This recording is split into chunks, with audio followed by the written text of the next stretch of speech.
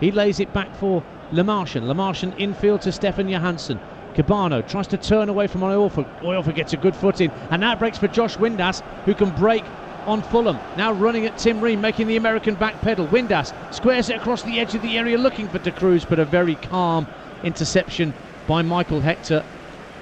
And pressure at both ends here on TalkSport 2, 0-0. Oh, what a waste for Windass there. Maybe if it had gone with a lofted ball to De Cruz, he was just in behind Hector. Don't think it would have been picked up. So we are 7 minutes in on TalkSport 2, your home of the EFL. Blackburn are 2-0 upon Reading now, showing the form that they showed us at Cardiff City. David, Adam Armstrong, who scored that extraordinary goal in the Welsh capital, putting Blackburn 2 up this afternoon. Well, just looking at Fulham here, keeping the ball. I mean, they're not really dropping off Wednesday, so Mitrovic is currently offside. He's got to work harder to get back onside. Already caught offside once. And here he is, Mitrovic, trying to hold the ball up 25 yards out. Gets it back to Onoma, and then the ball breaks for Lamartian. Knockout playing on the left-hand side at the start of this game. Sport 2, your home of the EFL. So I wonder as well why Lamartian has started. I know Joe O'Brien, he had a little bit of trouble against Leeds, didn't he? And he's sort of been in and out, but if he has been dropped, you think, you know, with Mitrovic, he likes the service of Joe Bryant. Lamartian's not really going to give you that. He is a centre-half by trade. Whenever Lamartian has started a game this season, he's gone off injured. I think the 2 occasions he has started a championship fixture, he's not lasted the 90. But he's out there as the left-back for Fulham this afternoon. The Cottagers have a throw just over the halfway line. Scott Parker hands the ball out on that right-hand side to Cyrus Christie. And Christie looking for an option. Onoma's come short, so too has Mitrovic, battling for possession with Burner. And then works it back to the halfway line, and Martian's got plenty of green grass to run into as he gets inside the Sheffield Wednesday half. Now he's held up by Luongo.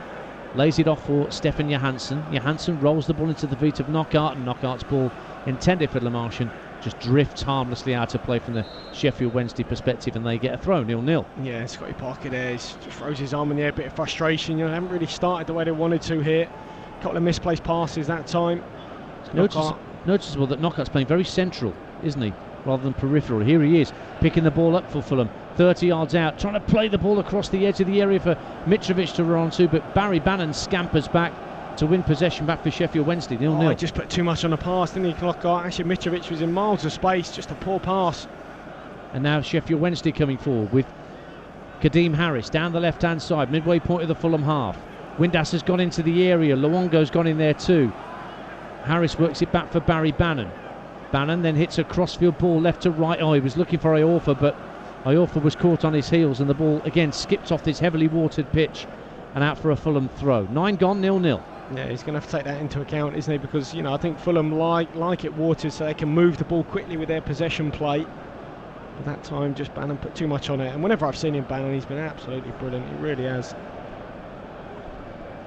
Ball's been thrown in by Lamartian to Tim Ream. Gives it back to Lamartian, who calmly guides it back to Marek Rodak, his goalkeeper. And now Michael Hector. Bring the ball forward. Diagonal ball looking to pick out Naskins Kebano. Oh, it's over the head of Odebejo. Now Kebano can move in field towards the edge of the area. Tries a right-footed drive. Kebano puts Fulham ahead. Lovely diagonal ball. Picked him out. Odebejo caught out by the flight of that ball. And then Kebano was on his bike shifting in field. And a low daisy cutter beat Wildsmith at his near post. And Fulham, they're succeeding where others have failed in the race for automatic promotion. They lead Sheffield Wednesday by 1-0. That's a really good goal here from Kebano. It's a raking diagonal from Hector from right to left. It's about 60 yards, but Odebejo switches on a little bit too late. Kebano got the run on him, just flighted over his head. Good touch, came inside. Mitrovic made a little diagonal run, just took a couple of defenders away. I thought he might actually slip Mitrovic in. Instead, he's gone for goal. Bit of a daisy cutter, gone along the grass in the bottom corner, 1-0. First goal of the season for Naskins Kebano. What a time to score it when your team is looking to settle the nerves a little and keep the pressure on Brentford and West Brom above them. 1-0 then to Fulham on TalkSport 2 with 11.5 minutes played. In bright sunshine. Well, he got red, didn't he, against Leeds, which wasn't a great day for them, especially losing 3-0. Ball's worked back by Lamarchand to Rodak. First time touch out just outside the box, left-hand side for Tim Ream. Lamarchand has it again in the left-back position, tries to clip it down the line for the goal scorer, Kebano, who's holding off Odebejo. And it's a high press from Sheffield Wednesday, forcing Fulham to go back to their goalkeeper, Marek Rodak. Well, that's the problem when the wing-backs, I said it at the start, you know, when the likes of Odebejo goes high to go and press, there's an awful lot of space in behind, and he was just a bit too slow to recover there, get back, goal side. And Mark Kebano, and it was the ball that made it though. What a pass from Hector. It just cut out Odebejo so that he thought he was going to get it, and by the time he was back on the deck, Kebano was already shifting inside him. Now Arta looks for Mitrovic at the edge of the area, who tries to improvise a header from a almost impossible angle. It goes well wide, and Sheffield Wednesday have a goal kick away to our left-hand side at the Putney end for Joe Wildsmith. Fulham 1, Sheffield Wednesday 0. And a reminder of what that will do to the championship table as things stand. Fulham will move on to 80 points, 1 behind Brentford and 2 behind West Brom. Wildsmith's goal kick for the Owls, looking for De Cruz, who climbs with Ream. Ream gets the better of that exchange, and the ball's back with Michael Hector. Now Christie rolls the ball into the feet of Johansson inside his own half, gets into the centre circle, tries to flick it left for Knockaert.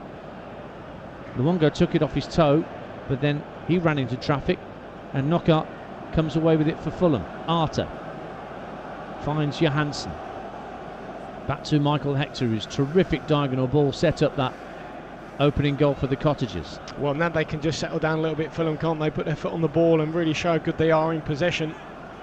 Kebano works it back for Knockaert on the halfway line. Kebano's gone again down the left-hand side. Arta tries to release him, but Tom Lee's in control of the situation, whacks it out of play into our main stand where we're sat here. We're only, 20 rows back from pitch level. Lovely view of the action here this afternoon at Craven Cottage, as we always get at Fulham, who lead by a goal to nil. And Lamarchand will have the throw level with the edge of the Sheffield Wednesday penalty area, down the Fulham left. Kebano and Onoma are there for a short throw. It's actually gone to Mitrovic, who tried to guide it down for Kebano at the left-hand corner of the box, but Sheffield Wednesday win it back. Odebejo hits it against Lamarchand, and it will come out to Josh Onoma. But the whistle has gone from the referee. Was that for offside? I think or did it hit the referee? I think there's something wrong with the ball. The ball's punctured, looks like it. Oh yeah, the ball is punctured, you're quite right. Remember, a ball, it's very rare you see a ball get burst these days. I remember one getting burst in an FA Cup final years ago. Well, I remember my neighbour when I was young, he used to burst all my balls. Saying, is he ever going to improve? All the balls kept going in his garden, he burst them all. I actually called the police on him one day. And they did turn up. That sounds a bit extreme. Well, it was extreme. Well, yeah. It's a bit mean to take a ball off a child, isn't it, surely? We simply haven't got the time to delve into that, but no, my word, how I want to delve into that story right now. Oh, it affected me for a long time. Fulham 1, Sheffield Wednesday 0. Ian Danter and the Forces favourite, David Connolly, your commentary team here at Craven Cottage. I ended up getting a sponge ball. Oh, well, you can't burst those. John Swift has got a goal back for Reading. Blackburn 2, Reading 1 at Ewood Park in one of the other 3 o'clock kickoffs in the Championship. Cardiff leading at Middlesbrough. It finished 2-2 Charlton-Wigan and 1-0 to Stoke against Brentford, which is why Fulham's 1-0 lead here keeps them in touch with the top 2. Here's Onoma finding Cyrus Christie, who just spins away from Barry Bannon for a moment. Out to the right-hand side, Cyrus Christie. Just does a little Cruyff turn to keep the ball away from Julian Borner. Then it's worked infield by Knockaert to Tim Ream, just ahead of the centre circle. Arta now receives the ball just to his left, tries to find Mitrovic at the edge of the area, but Tom Lees just puts his foot through it, and Ream has to go back into his own half to collect the ball for Fulham, who lead by a goal to nil here, David. Yeah, and you can see Arta, every time he gets on the ball, he's trying to pick out Mitrovic. Those two obviously have a really good understanding, on the same wavelength. A couple of times he's looked to play wide. Arta trying to fire it into the front. Lees that time just stepped in. Now Michael Hector, another delicious long ball, this time picking out Christie. Right hand side, he'll keep the ball in play at the dead ball line. Brings it into the area, tries a left footed drive, and a good save by Wildsmith. Put it behind for a corner kick.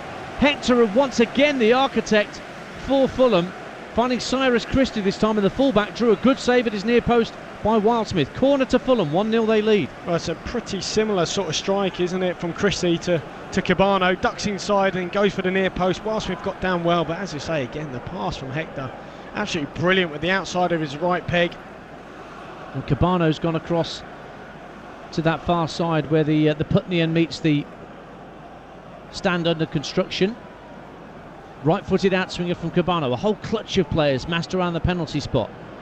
They break as it comes to the far post, and Mitrovic didn't really gamble, and Tom Lees had the chance to hook it up in the air. Cleared further out of the penalty box by Kadeem Harris.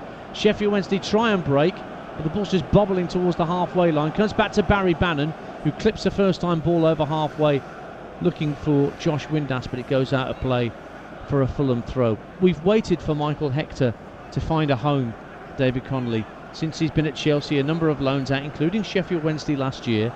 Now he's got this home, joined Fulham permanently in January.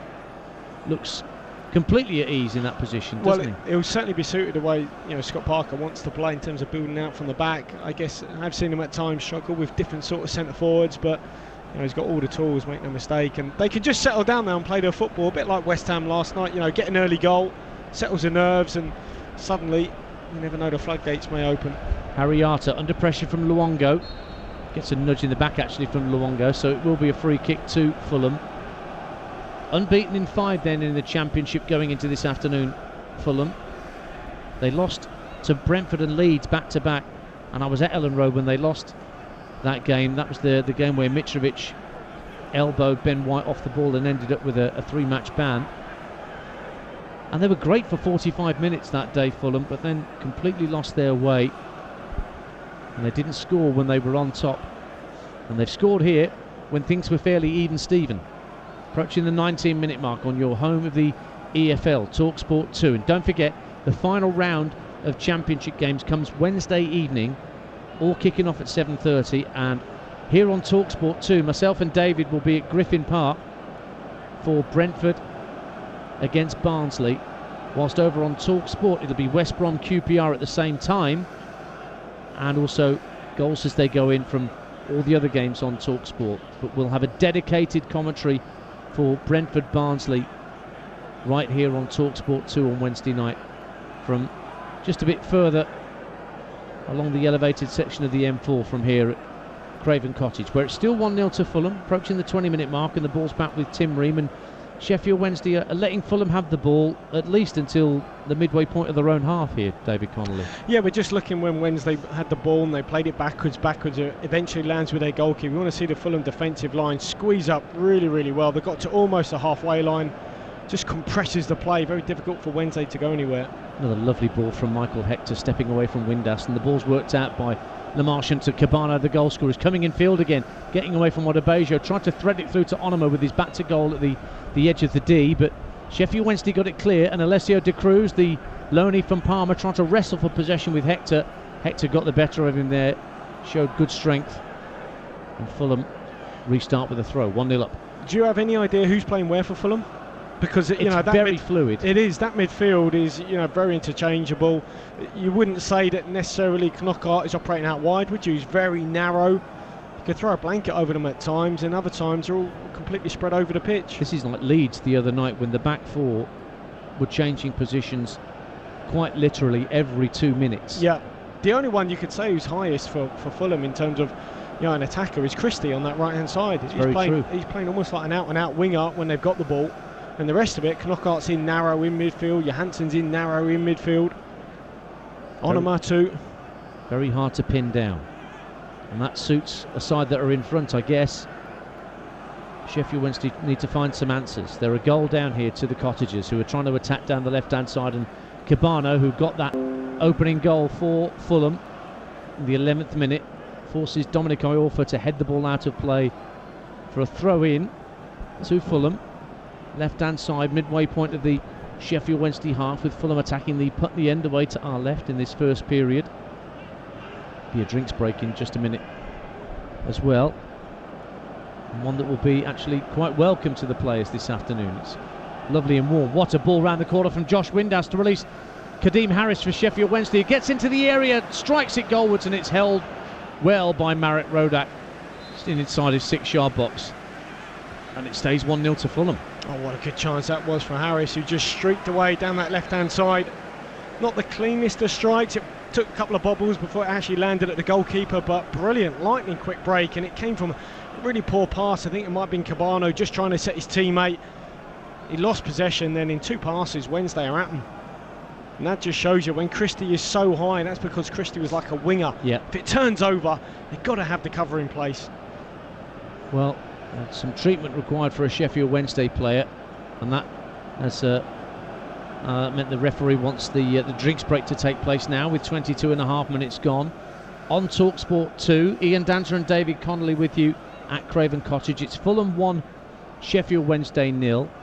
And once we're finished here at the Cottage after full time at 5 o'clock on TalkSport 2, Leeds fans, make sure you tune into this. Jermaine Beckford brings you Leeds United Ups and Downs. It's a special programme hosted by Jermaine, looking at the Yorkshire club's 16-year exile from the Premier League, and you'll hear from guests including Simon Grayson, Bradley Johnson, Brian Dean, Gus Poyet, and plus the Leeds fan and world boxing champion Josh Warrington. That's Leeds United Ups and Downs, a bit of a special on TalkSport 2 today at 5 o'clock at the conclusion of this game. Well, it's great, isn't it? They're now in the Premier League. He's really good. I mean, when I was playing for Ireland, we had a few of the Leeds boys in the side, your Gary Kellys and your Ian Harts of this world. We might be travelling all over playing games, and it was actually United and Leeds who put planes on for their players at that time. Had their own planes, travelling back from wherever we were, going to play Champions League football, whatever, and it's great to see them back where they belong. And it would be absolutely fascinating to see what business Marcelo Bielsa and Leeds do now that they know their destiny. They know they want to do some deals for some of the loan players who've been there, like Jack Harrison, who's been there for a couple of years now. Ben White, who's been terrific at the heart of defence alongside Liam Cooper, he's been on loan from Brighton. Does he stay? Costa's now a permanent signing from Wolverhampton Wanderers. That one's been sorted. And what happens with Pablo Hernandez? How do you wrap him in cotton wool for a season in the Premier League, the influential midfielder? Or do they find a younger model? I just hope they give all those players, a bit like Sheffield and Wolves, add to them, but give them all that opportunity to go and play and grace the Premier League. See how they get on. I'm sure Bielsa would do that. He'll make additions, no doubt, but I'm really excited to see how he gets on. I'm sure he's relishing the prospect of managing in England's top tier. Right, the drinks break is done. We're going to get back underway here on TalkSport 2. 1-0 to Fulham, the scoreline. No further goals anywhere else to tell you about. Leskins Kebano with that opening goal here on 11 minutes. Michael Hector hurried into a ball downfield by Windass. He's looking for Kebano again, but the ball this time bounces away from Kebano and out of play for a throw-in to Sheffield Wednesday in their right-back position, just ahead of their own 18-yard line, right-hand side. Dominic Iorfa, former Wolves defender, to take it. Comes back his way, lofts it over the halfway line, trapped by Windass, but won back by Harry Arter, and then a swift ball through to Mitrovic, as you say, David Connolly. Arter looking for Mitrovic more often than not. Whenever he's got the ball, he gets his head up and sees where the Serb is. Yeah, those two have a really good understanding, I think, of the similar wavelength. Ooh, poor pass out from the back by Rodak for Johansson, and he almost presented possession at the edge of his own area to Alessio De Cruz, but Fulham survive and get the ball out to Knockaert. Again inside his own half, and suddenly there's a high press on from Sheffield Wednesday. Well, this is where they need to relieve the pressure. Look at that grass in behind Wednesday, almost on the halfway line. And here's Josh Onomah, just turning away from his man, threading it through to Mitrovic inside the area. Mitrovic for 2-0! It's Fulham 2, Sheffield Wednesday 0. Look out Brentford, look out West Bromwich Albion. Fulham are not done yet, and their top scorer is at it again to put the ball past Wildsmith. A simple break. Sheffield Wednesday caught upfield, and how they were punished by Scott Parker's men. Mitrovic makes it 25 for the season. It's Fulham 2, Sheffield Wednesday 0. Well, it's a wonderful ball into him from Josh Onomah, who just peels away, doesn't he, from Tom Lee's first time finish with his right peg. put your mortgage on him, wouldn't you there, Mitrovic? Just fading away from goal, but fantastic football under pressure in their own box, confidence to play out, which I think came from that early goal. Eventually worked the ball into middle third, lovely little diagonal slide rule pass from Onoma. Just releases Mitrovic, just runs away, tucks it away nicely. Great goal. Through the goalkeeper's legs, I think, as well, as Wildsmith came out at that narrow angle. So, 27 minutes played on your home of the EFL, TalkSport 2. Blackburn are 2-1 up on Reading elsewhere. Cardiff lead at Middlesbrough. Charlton Wigan finished 2-2. Stoke beat Brentford by 1-0, and that's why this scoreline of Fulham 2, Sheffield Wednesday 0 takes on extra significance towards the top of the Championship.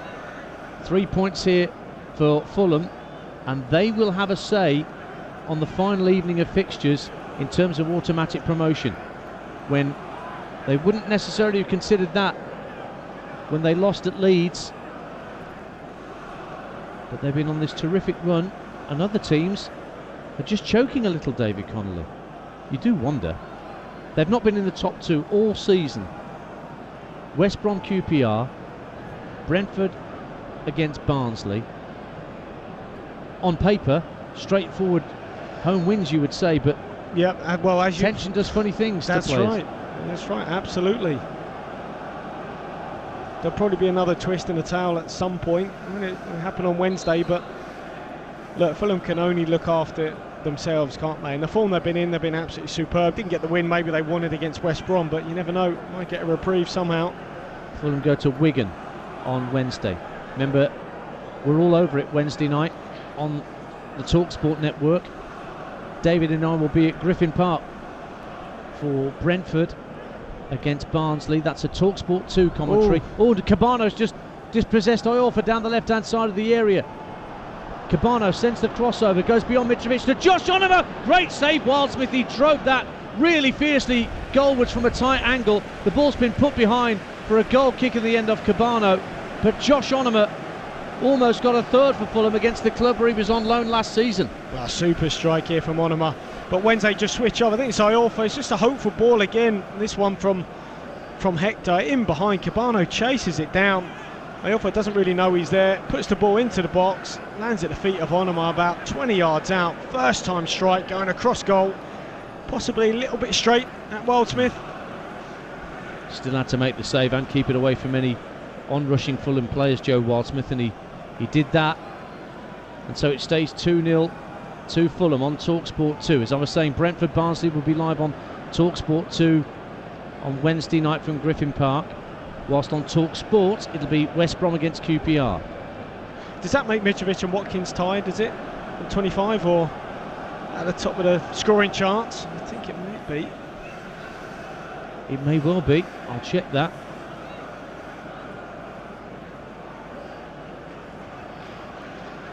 Now Fulham coming forward with Anthony Knocker. Out to the right-hand side, and Cyrus Christie gets to the right-hand corner of the box. They're backpedaling. He squares it across the face of goal. It almost broke again for Onoma, and Sheffield Wednesday somehow get the ball outside the penalty area. Well, they just need another goal, and it's coming here for Fulham. Onoma was unlucky, couldn't get a clean control on that. 3-0, I think certainly game will be over. 2-0, it's still in the balance, but by 3-0 at half-time, I think Parker would be delighted if that could happen. Now out the left-hand side for Wednesday, it's Kadeem Harris running at Christie down the left-hand side of the box. He lays it off for Barry Bannon. Bannon has to give it back to Harris. He's still got it left-hand side. Good ball whipped into the near post, and Hector got his right foot on it and clears it downfield, and it's kept in play brilliantly by Mitrovic out on that far right-hand side as it dropped out of the sky, and he swings the ball across to this near side in Kebano just inside his own half. Arter just keeps it away from De Cruz with a good bit of tenacious work in midfield. And Fulham start again, 2-0 up and building from the back with Christie. Knockout works it back for Hector, who gives it back to former Leicester man. Hector again, seems to have all the time in the world when he's on the ball. He's not really being pressurised when he's in possession, Michael Hector. And Knockout has it again. It's all inside the Fulham half at the minute, and now Knockout floats the ball over to this near side, the left, and Lamartian, who under pressure from Odebejo hits a very hopeful ball downfield and goes straight through to Wildsmith. 2-0 Fulham on TalkSport 2. We have seen Fulham do that a couple of times, even with Hector, and if it's not on, they haven't been too fussed about clearing their lines. Now down the left-hand side, Kadeem Harris again for Sheffield Wednesday, cutting in field, runs into Harry Artu, gets his foot in, and it is indeed 25 apiece. I've just looked it up. Mitrovic 25, Watkins 25. Oh, goes to the final. Well, you never know. Mitrovic might get another one here, but it's going to be tight, isn't it? Both had great seasons, completely different players, obviously, and Watkins just learning his trade as a centre forward. Brentford losing at lunchtime, in case you weren't aware. They were beaten by a single goal to nil at Stoke, who are surely safe with those 3 points for Michael O'Neill. That means he's done his job coming into the Bet365 stadium midway through the season.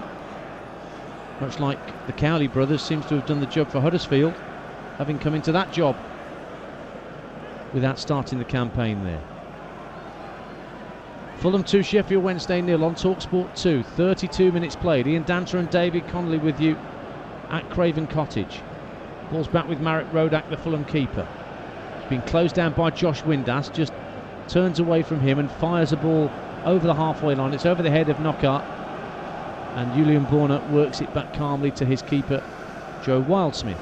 Well, I think out of all the Fulham players at the back, they're all pretty competent in possession, but I just don't think Rodak is. Out of all of them, he's one of the weakest, and I know how Scott Parker wants them to play. At times when he's put under pressure, Rodak like that, a really poor pass forward. Well, he's come in when Marcus Bettinelli, who was the number one at the start of the season, he was dropped in November and hasn't appeared since, and Rodak's held down the shirt. Well, you make good saves, that's for sure. It's a good shot stopper. Here's Barry Bannon at the edge of the area for Sheffield Wednesday. The ball breaks down the right-hand side for Moses Odebejo. Up against Harter, does well, gets to the byline. The cross is dinked to the far post, headed out by Hector. Nobody there in a green shirt for Sheffield Wednesday. And Fulham try and bring the ball clear with Knockaert. And Luongo slides in and brings Knockaert down. It will be a free kick to Fulham. Just a calm down word from the referee to Massimo Luongo. He's had a couple now longer though, hasn't he? Yes, he has. He's got away with, maybe he might have had a yellow by now. Certainly for that second one. But it is just merely a free kick that's been taken short by Harry Arter. Fulham lead 2-0. 10 minutes just over to half time, plus a couple of minutes to be added on for drinks breaks and an injury or two. Ream forced to go back to Rodak. See what his distribution's like here as he's closed down by De Cruz. Floats it out looking for Cyrus Christie on the right hand side, but that's well won in the air by Kadeem Harris. And now Josh Windass down the left hand side of the Fulham area, checks back onto his right foot, tries a right footed effort from the corner of the box but couldn't wrap his foot round it, and it almost went out for a throw on this near side. It is indeed just a goal kick to Fulham away to our right at the Hammersmith end. 2-0 the Cottagers lead. David Connolly. Yeah, he lost possession there, didn't he, Rodak? I mean, he gives a fight ball to a lot of his teammates at times. That time Harris won that one. And I think certainly, look, short he's okay. Like here, building out from the back with the two centre-halves inside their own box. But when he's got to go a little bit longer, that's when he often loses possession. Mitrovic, who's scored Fulham's second goal, works the ball out to Cyrus Christie on the right-hand side. Back it goes to Hector, who can take a touch. Thought about hitting another diagonal for Kebano on this near touchline, but instead just passed square for Lamartian. Then Onoma works it back for Ream, and they are happy to play the ball about in tight areas, Fulham. But then Hector hits a ball that skims away and goes out of play on the far side of the field for a Sheffield Wednesday throw. It's going to be Julian Borna who's going to take it. Left Arminia Bielefeld last summer to come to Hillsborough. Scored at Cardiff in October. Other players brought in by Gary Monk. And Sheffield Wednesday are going through a few changes, a few familiar names no longer in favour, like Fernando Forestieri, Sam Hutchinson, Sam Winnell, Jordan Rhodes. A lot of big money earners being moved off the wage bill piece by piece. Well, what they need to do here, Wednesday, is just get the ball into the front two, because when they have, they've looked lively. They just haven't really had it enough. Here's Bannon inside his own half for Sheffield Wednesday. Out to Burnett on the left-hand side. Just keeps the ball away from Knockaert. Kadeem Harris, who's been very busy down that left-hand side for the Owls, is barged into by Knockaert right in front of Scott Parker's technical area. Free kick given. And Sheffield Wednesday wanted to take it quickly, but they'll take their time over it now. 37 minutes gone. Diagonal ball up to the edge of the area. Headed away well by Lamartian, but it will drop instead for Moses Adebayo, who's got the ball 30 yards out, quite central. Hits a left-footed drive against Harriata. Comes out to Dominic Iorfa, who works it wide right for Josh Windass, who's on loan from Wigan at Sheffield Wednesday. Adebayo gets an important touch for Windass. Bannon turns it up to the edge of the area. De Cruz trying to guide it down for Adebayo, who's wrestled to the ground by Onoma. Free kick, says the referee. Onoma can't believe the decision's gone against him. How did he sort that one out? Adebayo dragged down Onoma and he's giving it the other way.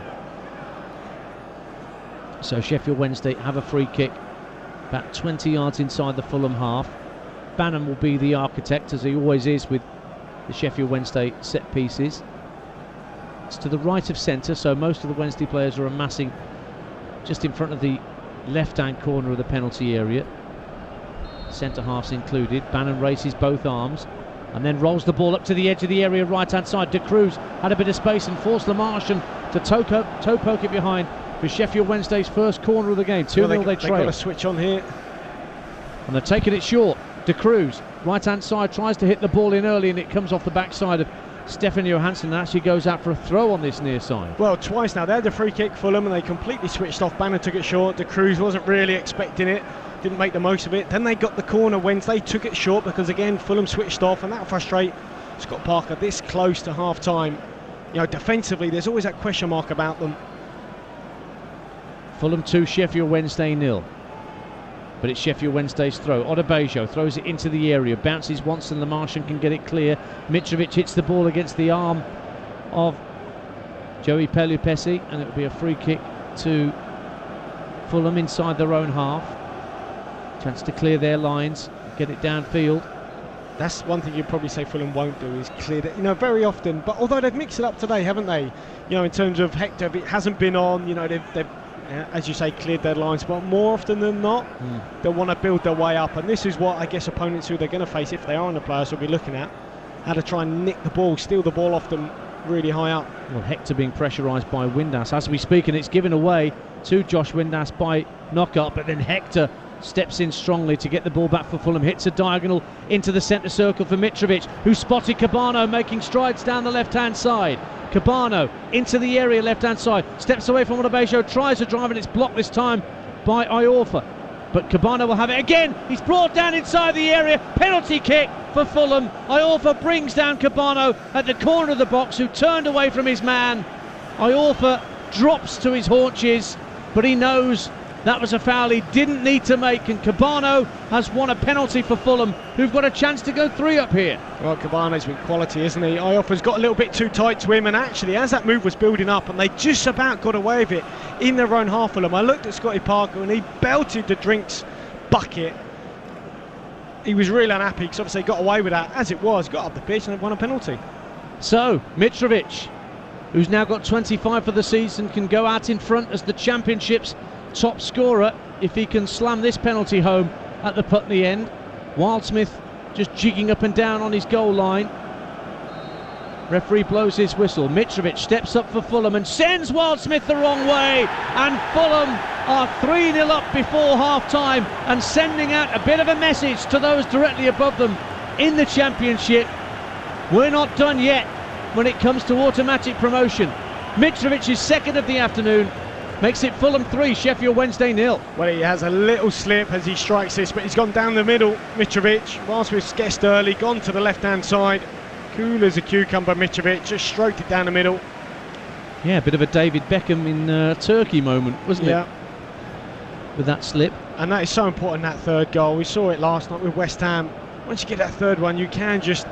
the pressure's off a little bit, you know. It's very difficult for any team to come back from 3 goals down. 2 is always, you never know at half-time. 3-0, very tough for those Wednesday players. So we've got just over 3 minutes plus added time before the break on TalkSport 2. Fulham in the ascendancy. Took a while to get going. Well, what's funny is, as I said, they were building up in this half.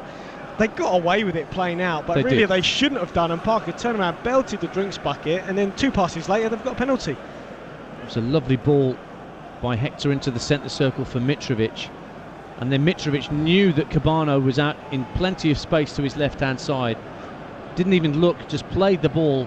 And then Kebano ended up having had a shot blocked, just being taken down on the turn. He was right at the corner of the box, wasn't he, David Connolly? Yeah. And Iorfa, did he need to make that challenge, or could he have stood his ground? He could have stood his ground, but as we saw earlier with that hopeful ball over the top, Iorfa took a little bit too long and maybe doesn't quite realise, I don't know, the quality Kebano possesses, how quick he is.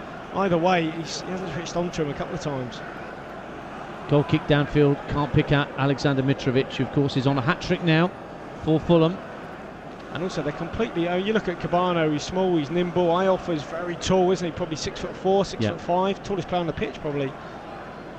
And here is Kebano for Fulham. Plays the ball back into his own half for Stefan Johansson, and then Arter just hits a first-time hopeful ball down the left channel, asking Kebano to give chase, and he's a willing runner, but he was never going to catch that ball up before it went over the dead ball line. Heading into the final 2 minutes of this first half. Fulham 3, Sheffield Wednesday 0 on TalkSport 2. Well, Kebano's been outstanding. I mean, that ball over the top there, Arter, if he just takes a little bit off it, you know, Kebano will chase anything. He'll chase it down and make something of it, as we saw earlier in the game. And what you need with Mitrovic down the middle, you need pace out wide, and they've certainly got that in Kebano. 3-0 to the Cottagers then. Still goals elsewhere. Blackburn 2, Reading 1, Middlesbrough 0, Cardiff 1. Those are the only other goals in the 3 o'clock kickoffs that we have for you. And it finished Charlton 2, Wigan 2 at lunchtime. And very importantly, at the top of the table and bottom, Stoke 1, Brentford 0, which is why Fulham's 3-0 lead gives them an outside chance of automatic promotion on Wednesday night as things stand. Here's De Cruz though for Sheffield Wednesday, pushing infield from the left-hand touchline, tries a couple of step-overs and then attempts to get a shot away, but there were 3 white shirts around him and the shot was blocked, and it wasn't the most powerful strike in itself. Onoma can't collect the ball as Fulham try and clear their lines. Now it comes back for Barry Bannon, trying to scheme Wednesday forward. De Cruz down the left-hand side of the area for Josh Windass. The flag goes up against Windass as he received it, and it will be a free kick to Fulham as QPR go 1-0 up against Millwall. Connor Masterson puts QPR ahead at the Kyan Prince Foundation Stadium. And can we just add to those who've sent their condolences to our good friend and QPR broadcaster Tony Incenzo, who's not at the game today because of the sad passing of his mother, and our sincere condolences go out to you, Tony, and all those absolutely in your family. But your team are doing you proud. QPR 1, Millwall 0, and Preston 1, Birmingham 0 at Deepdale. Patrick Bauer puts Preston ahead. Birmingham are not safe yet. And Sheffield Wednesday aren't really sure of their destiny either here at Craven Cottage, pending what the EFL may or may not take off them in terms of points deductions. We're into added time, 2 minutes at the end of this first period on TalkSport 2 at Craven Cottage, and Scott Parker is going to be thrilled skinny with the way that Fulham have gone about their business for the most part in this half. Yeah, he will, but he just turned around there as Harry Arter, just a simple layoff, passed the ball straight out of play, and he'll know, he'll want perfection, he'll want things to be even better, because you won't be able to afford any slip-ups if they are in the playoffs. Who knows, they might go up automatically, but he has been preparing his players for the playoffs, and he'll be thinking, right, you know, we need to be ruthless in everything we do. He'll be looking for better. Everyone just have increasing their performance just incrementally. Remember, Fulham go to Wigan on Wednesday, and Wigan, because they dropped 2 points in the end at Charlton, they were 2-1 up for long spells in that game before Macaulay Bonds equaliser for Charlton. Wigan definitely need the points to be sure of being able to stay up with the 12-point deficit, deduction rather, that will be taken off them after the final game. So Fulham will go up to the DW on Wednesday, David Connolly, knowing they're going to be against a team they're going to be pushing hard against them. Absolutely. Here's Arter sliding in for a challenge against Kadeem Harris. Never one for the faint-hearted, Harry Arter. Right in front of the Wednesday bench as well. Yeah. They took it well. Pelipesi for the Owls. Works it out to the left-hand side. Luongo turns away from Harriata. Tries to slip it down the left-hand side of the box for Windass, who's caught offside again. Because he wanted the ball a little bit earlier from Luongo. Did a great turn. I think it's been brought back for a free kick anyway. But Windass just wanted that ball fractionally early because he's made the run. As soon as he's made the run, then you can't then pass it because he's offside. Half-time score, Hull City 0, Luton 0, and Swansea have a late lead at the end of the first half against Bristol City. Connor Roberts makes it Swansea 1, Bristol City 0. Swansea not out of the playoff picture then. Remember, Cardiff for a goal up at Middlesbrough. And a free kick to Sheffield Wednesday right at the end of the half. We're deep in stoppage time. Going to be Barry Bannon to take it. Midway point of the Fulham half, out to the left-hand side. In it goes and headed out for a corner by Tim Ream. In fact, there won't be time for the corner to be taken because the referees decided that's enough for the first half. And a first half that sees Fulham dominant over Sheffield Wednesday on an afternoon where they know if they win here, they take things to the last evening of the season in terms of automatic promotion. Naskin's Kebano got them off and running after a delightful crossfield pass from Michael Hector, picked him out. Odebejo caught underneath that ball. Kebano stepped infield and cracked it home past Wildsmith at his near post. And then Mitrovic, with a good strong finish from the right-hand side of the area, made it 2-0 not long after.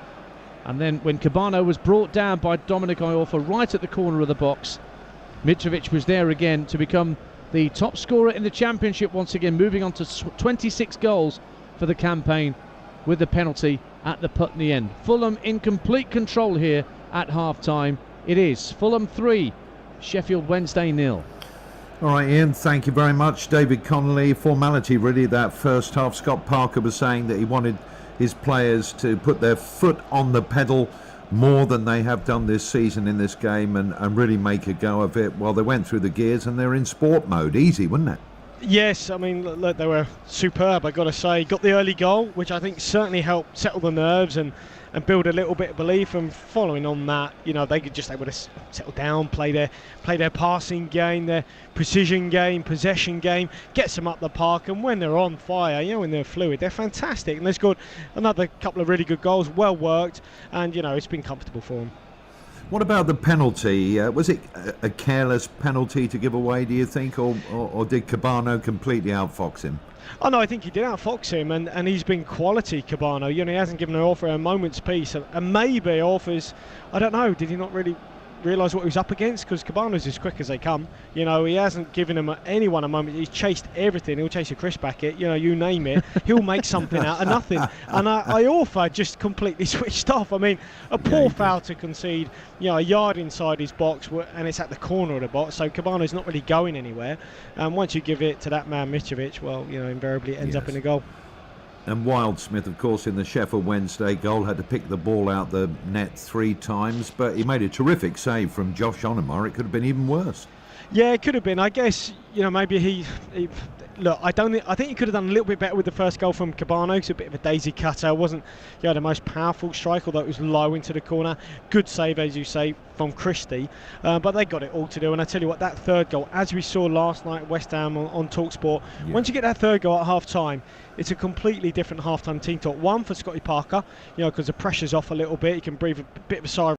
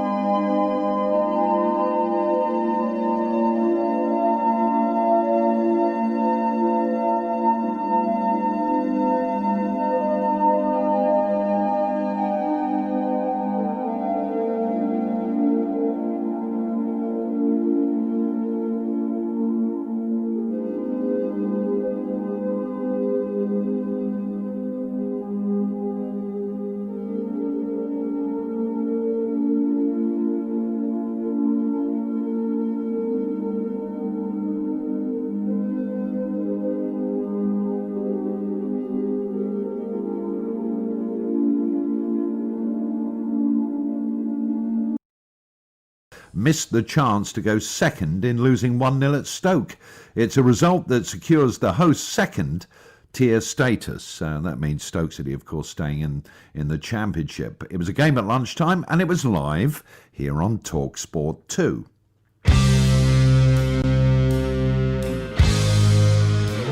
On this near side, he's got Henry. He's going to float the ball to the far post. Chance here. Headed, good save by Davis. And it's cleared away by Martins Indy. It was Mbueno who got in at the far post, and that was a really good chance. Flicks it on. McLean will get it far post. Lays it back to Klukas with a shot. Parried and tapped into the net. And Stoke City lead here. And Lee Gregory's wait for a goal is over. He tucks it from close range. And Stoke City lead. It's Stoke 1, Brentford 0. No, and here is Gregory, lays it off for McLean. This time the ball will come in first time, and there's a header, and it's wide from Vokes. Well, you called it, Chris Uelamo, and Vokes misses the target, and he's got to do better from there.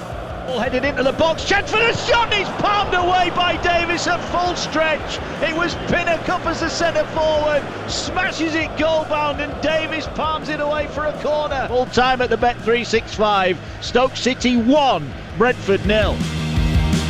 Yes, what a win for Stoke City. They stay in the Championship next season, and Brentford have got to wait and see what happens on Wednesday night. The good news is for Baggies fans, after for some a surprising result against Huddersfield last night, basically it's in their hands again.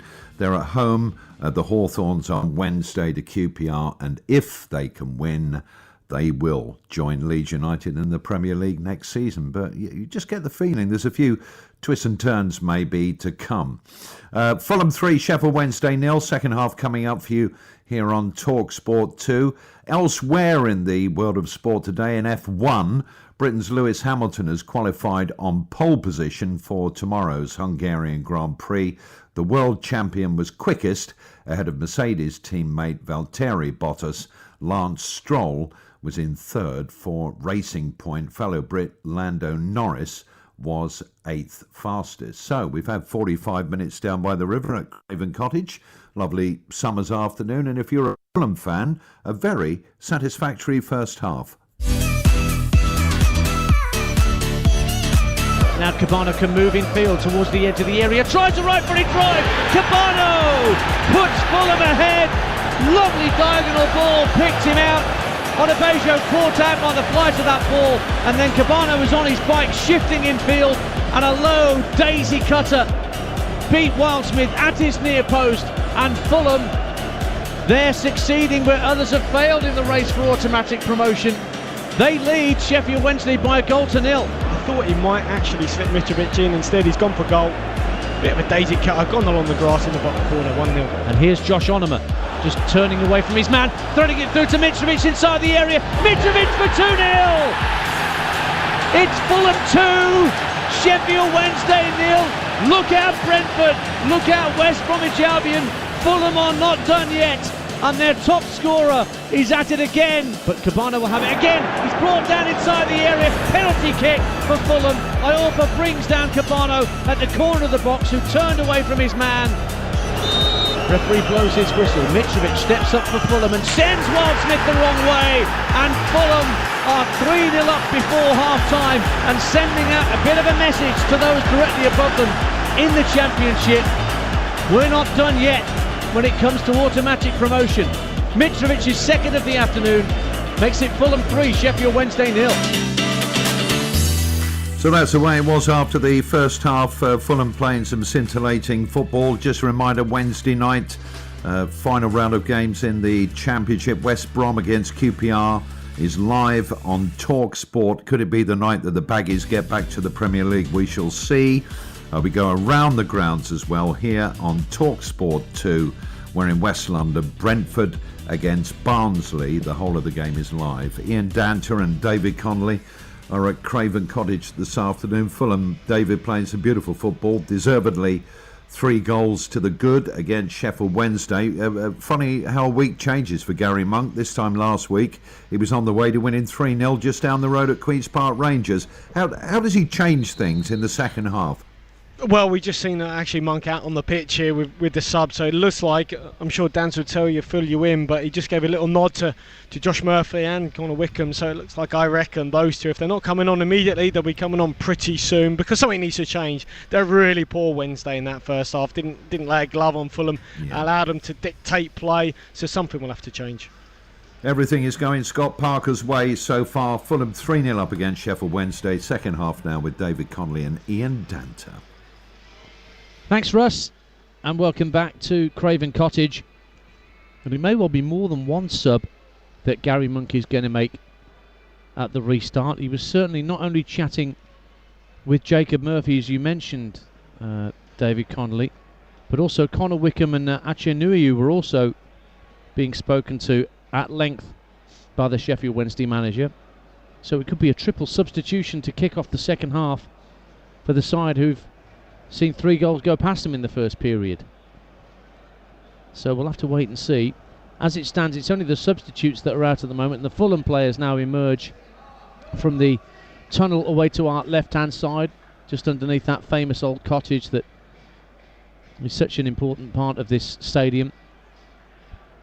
And that stand opposite us that's currently under construction. Will it be hosting Premier League football sooner rather than later? I got a feeling as well, Fulham will probably make some changes as well. Just looking over there at one of the staff, the huddle, Kenny was in amongst it. You guess, they need some game time, don't they? Some of those subs just to keep them fresh as well. Well, the Sheffield Wednesday players have now emerged. And certainly Wickham and Nuiu are stripped and ready for action. And Murphy, Ed, is going to be a triple change here, David. For Gary Monk, he's going to roll the dice here. Right at the start of the second period.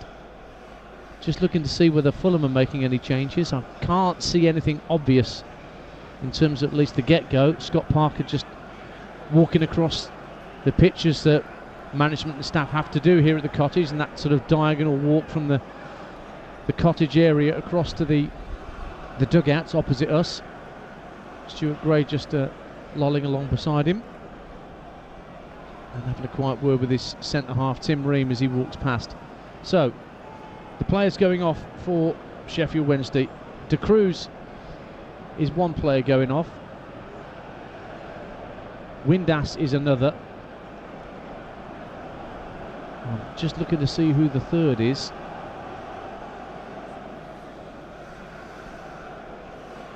It is Odebejo who's going off.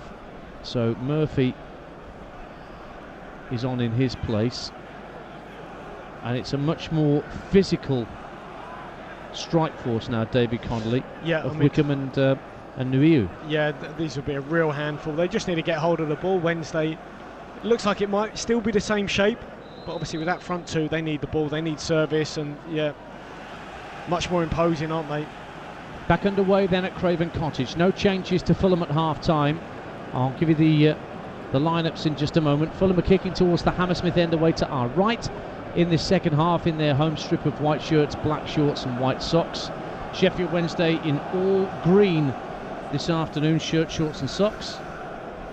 And the ball's with Tim Ream. The Fulham lineup then: Rodak is the goalkeeper, Christie, Hector, Ream and the Martian in the back four, Arter and Johansson in defensive midfield, and then Knockout, Onoma and Kebano in behind Mitrovic, who's on a hat-trick, remember, as we start this second half. Hector heads the ball down for Johansson, who's given the ball away to Barry Bannon. Bannon, early ball into the area looking for Nuiu, and it's just got away from the giant striker. And behind for a goal kick. Here's the revamped Sheffield Wednesday team. Wildsmith the goalkeeper, Iorfa, Lees and Burner across the back, and then Jacob Murphy, Pelupessy, Bannon, Luongo and Harris across midfield. Wickham and Nuiu are the new strike partnership for the Owls. Well, that's a really good idea. Bright idea from Bannon on this left-hand side. Early delivery into the box, low, but you've got Nuiu up top. He needs it in the air, really. He's not quick enough to get on the end of those sorts of balls. Throw in from Jacob Murphy. Goes through the legs of Joey Pelupessy, but he actually managed to trick Neeskens Kebano by doing that and was able to retrieve the ball just inside his own half. Now the ball goes long downfield That's going to be the tactic now, isn't it, for Sheffield Wednesday? Hit it long, Yeah. look to find Nuhiu and Wickham early, and then feed off the bits and pieces. Yeah, the problem is a couple of times those bits and pieces have dropped down. They haven't really had a midfielder close enough to pick it up. You know, if you are going to go back to front, you need midfielders just in case it drops down. They haven't so far. That's the voice of David Connolly you can hear alongside me. Ian Danter here at Craven Cottage. Fulham coming forward for the first time this half with Cyrus Christie down the right hand side of the box, being watched all the way by Harris. Goes infield to Knockout, who tries to drive. It's a fierce hit, but straight into the chest of Joe Wildsmith, who holds on to it well. 3-0 Fulham. Yeah, decent strike, but again straight on Wildsmith. Might have been better just trying to bend that into the far corner. Knockout. Ball's broken inside the Sheffield Wednesday half for Julian Burner. Into the feet of Wickham, who turns away, tries to get it back from Banu, who's trying to slide him in through the left channel, but the ball was hit too straight downfield by the diminutive Scot. And also, you know, it's a different front too. Their Cruz and Windhouse will run all day and they're quicker. Whereas, you know, Wickham and New, don't really possess the same sort of pace. So you've got to alter what you Jacob do. Murphy's dispossessed the defender LaMarche on the side of the area, and a penalty given for a foul on Jacob Murphy. And straight away at the start of this half, Sheffield Wednesday have a route back into this game. Jacob Murphy brought down at the byline after LaMarche dwelt on the ball inside his own area, and Nuhiu is waiting to spot the ball down, although he's having a conflab with Wickham about who's going to take it. Oh, they're looking at Barry Bannon here to decide. But a little bit of overconfidence, you could say, from Fulham there. Almost on the end line, trying to play out. LaMarche gives the ball away. Well, the goalkeeper brought Is that a down penalty? I don't know. I find that a tough decision. Well, Rodak's been punished for sliding in on Murphy after he won the ball from LaMarche and moved along the dead ball line. And so it'll be Aceh Nuhiu, the giant striker, the Kosovan international, who will take the penalty kick for Sheffield Wednesday at the Putney end. Rodak now waits on his goal line. Up steps Nuhiu, right-footed, and he scores. And that's a way back into the game for the visitors. Nuhiu, clinical penalty, and it's Fulham 3, Sheffield Wednesday 1. Well, he sent the goalkeeper the wrong way, but just going back to this penalty, I just wonder. I have some degree of sympathy here with Rodak. I mean, he's furious with the referee. I think he got a bit of the ball here. I think he might have taken out as well the player, but he got a piece of the ball.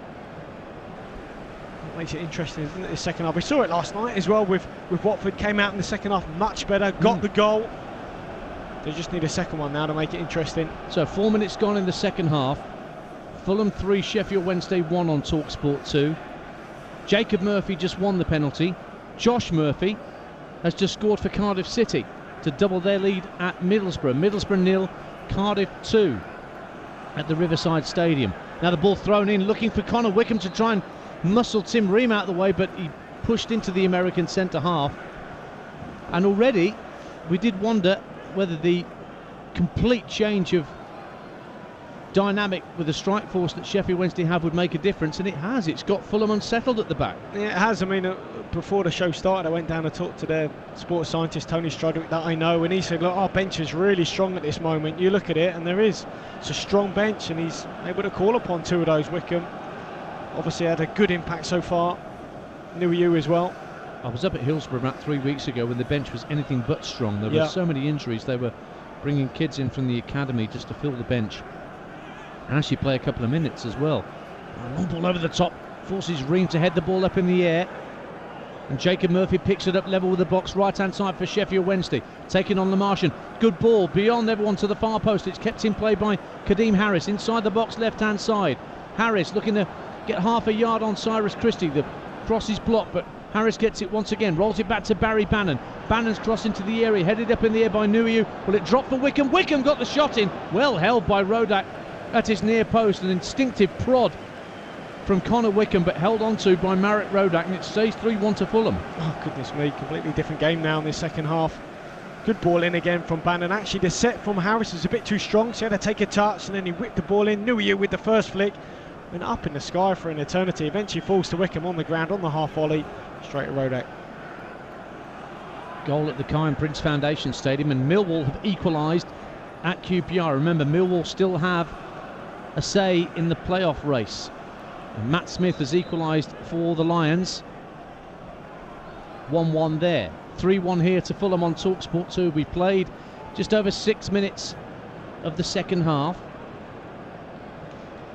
Sheffield Wednesday were top of the table right at the start of August and were in and around the top 6 in the run-up to the new year, and everything just went wrong with 1 win in 10 before lockdown.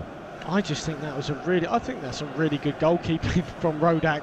I can't believe they've given that as a penalty. I mean, I thought he had a piece of the ball, just seen a replay, definitely got the ball, and the thing is, you can't claim the ball like that with your feet without taking some of the player. But the player had to sort of hurdle Rodak, and a very strange decision. Don't think it was the right one at all. Well, Rodak was insistent that he hadn't found his man and was very vociferous to the referee. But the penalty awarded, dispatched by Nuiu. And so that's one back for Sheffield Wednesday, and we played 7.5 minutes of the second half on TalkSport 2. Clear shove on Mitrovic, actually the man judged to have fouled in actual fact. He was the one on the deck, but he's the one that was the aggressor according to the referee. Sheffield Wednesday take the free kick quickly and look downfield. Now Michael Hector's got a very different job to do at the back, along with Tim Ream, with two very, very strong players in Wickham and Nuiu now up front for the Owls. But here's Kebano darting in field for Fulham from the left-hand side. Just can't ride a couple of challenges.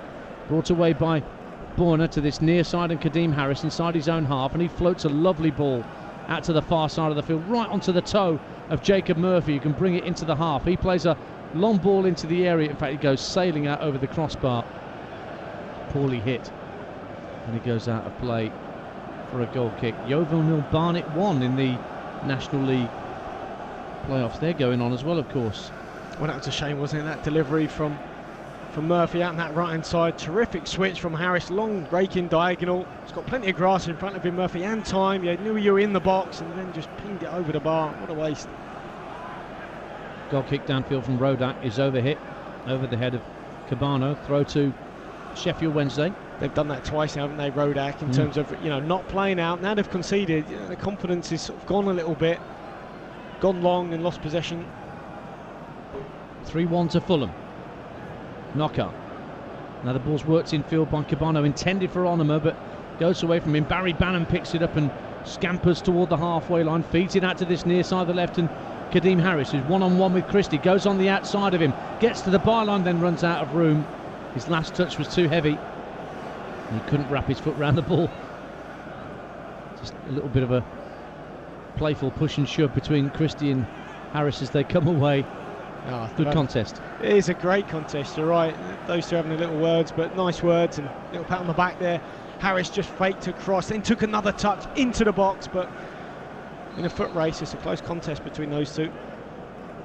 Rodak's goal kick, this time this one will stay in play, and Mitrovic holds the ball up well. He was under pressure from Tom Lees, but his clearance is actually picked up by Jacob Murphy, who's darting through the midfield for Sheffield Wednesday. Great run from the substitute. Works it out to the left-hand side once again to Kadeem Harris. Harris tries to wrap his foot round it and send a right-footed curler to the top corner of the net, but it actually goes halfway back up the Putney end. It's a goal kick to Fulham, who lead by 3-1 on TalkSport 2. Well, just a moment ago he elected to take Christie on the outside, and he's got the pace to beat him too. This time he comes in on his favoured right peg, try to bend it in that far corner, and he had actually 4 players in the box.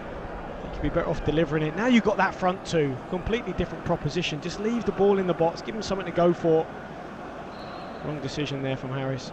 So a goal kick for Fulham, and there's a high press from Sheffield Wednesday, and so Rodak has sent almost all the players away aside from Lamartian, who now receives it at the edge of the area. Plays a 1-2 with Ream, works it in field looking for Arter. Arter just keeps the ball well from Barry Bannon, but then he's dispossessed by Luongo, and Bannon's now heading for the edge of the area. Bannon looking for Wickham inside the box, and Hector intercepts for Fulham. Great interception from Hector, because I think Wickham had just pulled off him. And they're dicing with it a little bit here, Fulham. Goals going in elsewhere. QPR have retaken the lead against Millwall. Elsewhere in West London, Ryan Manning makes it QPR 2, Millwall 1, and Blackburn are now 3-1 up on Reading at Ewood Park. Joe Rothwell with the third for Rovers. Here it's the same scoreline as that here at Craven Cottage on TalkSport 2. your home of the EFL. 56 and a half gone, but Sheffield Wednesday 3-1 down, asking lots of questions, having got back into the game just after the restart through Nuiu's penalty. But here's Onoma for Fulham. Tries to slide the ball through for Mitrovic. Kebano does eventually find the Championship's top scorer. Now one ahead of Ollie Watkins. 26 goals for Mitrovic with the 2 that he scored this afternoon. And just for the first time this afternoon, the sun dips behind one of the wispy clouds above us here by the banks of the Thames. And the throw-in goes Fulham's way on halfway. As I mentioned, Fulham never been in the top 2 at any point this season, but they've been consistently in the top 4 since November. So they've been there or thereabouts, David, right the way throughout this campaign. Just not quite consistently enough to catch up with Leeds and West Brom, even when they had their respective blips early in the new year, Leeds and West Brom. Leeds, of course, now champions, and many congratulations to them for achieving that through Brentford's defeat at Stoke. Leeds cannot be caught at the top now. So the game against Charlton on Wednesday will be a bit of a celebration night for them. Although Charlton have an agenda of their own to try and stay in the division. What an important point that was at Wigan today for the Latics. Corner to Fulham, meantime, has just been won by Kebano down the left-hand side. So a chance for Fulham to load the box here. 3-1 up. Mitrovic just casually strolls into the 18-yard box. It's going to be Lamarchand to take it, I think. Left-footed outswinger from him. Only Ream has stayed back. Everybody back in Sheffield Wednesday green to defend this. Well, they've got to miss the near post here because Nuiu's there. It's quite a decent shield, isn't it? Nuiu at that near post. Bannon's there just trying to shield the short corner as well. In it comes from Lamarchand for Fulham. Up go the heads. It missed out. Nuiu headed up in the air and behind for another corner kick. Nuiu tried to get his head in it at the near post, but by missing it, it caused a bit of confusion behind him. Corner Fulham, 3-1. Yeah, and this is a tactic from Wednesday. They put Bannon about 10 yards away from the taker. It just means that the ball's got to have a bit more loft to beat him. Maybe it's coming in a little bit higher into the box, and with their height that Wednesday have, that will probably suit them. So the corner this time for Naskins. Kebano on this near side at the Hammersmith end for Fulham. Whips it into the near post. Mitrovic and Christie went flying in there. Cleared away by Wednesday.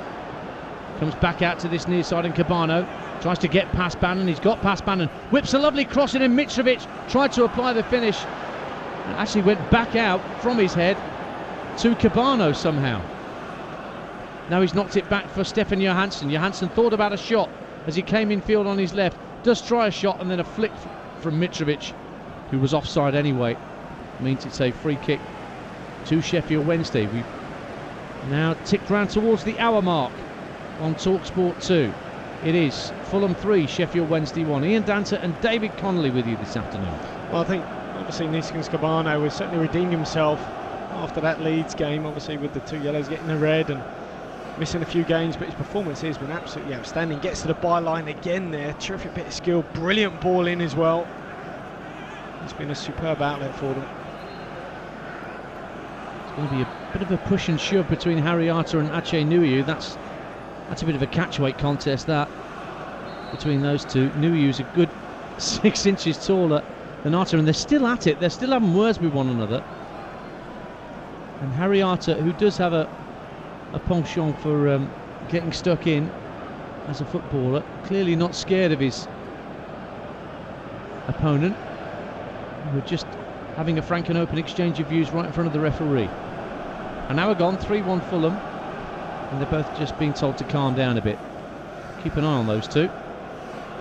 Well, we've very rarely seen Arter and Mitrovic link up in this second half. I mean, they were superb in the first, but Fulham just haven't got going. Look, another sloppy free kick there from Johansson, trying to play back to Ream. In the end, goes back to the goalkeeper.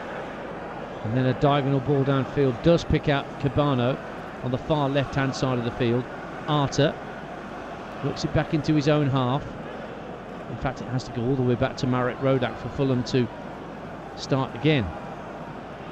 Cleared downfield, straight onto the head of Julian Borna. Wickham heads the ball in field for Sheffield Wednesday, drops for Johansson. Knockaert turns it round the corner looking for Mitrovic, who was claiming handball. Leeds just plays on because the whistle didn't go. But Leeds' diagonal ball down the right for Sheffield Wednesday drifts out of play just beneath some construction workers with the old high-vis boiler suits on and the hard hats. And the flag? Yeah, the black and white checkered flag that one guy's been waving since the get-go. Well, one thing I'd say about Rodak with distribution, because he's, flanked, Mitrovic is flanked either side by two really quite small, diminutive players. He's got to be on the money when he is going long. He's got to put it in the vicinity of Mitrovic. Too often he hasn't. Iorfa wins it back for Sheffield Wednesday. Looks down the right-hand side of the box for Nuhiu. Nuhiu holds the ball up under pressure from Lamartian, who's won it back for Fulham and clears downfield for Mitrovic. Lovely chest down for Onoma, who can break past Pelupessy and move into the Sheffield Wednesday half. Knockaert and Mitrovic keeping up with him. Onoma turns in field and he was well challenged by Pelupessy, who was initially beaten but got stuck in and won it back for the Owls. Here's Arter in the centre circle under pressure from Barry Bannon. He's caught late by Bannon. That'll be a free kick for Fulham. Blackburn 3, Reading 2.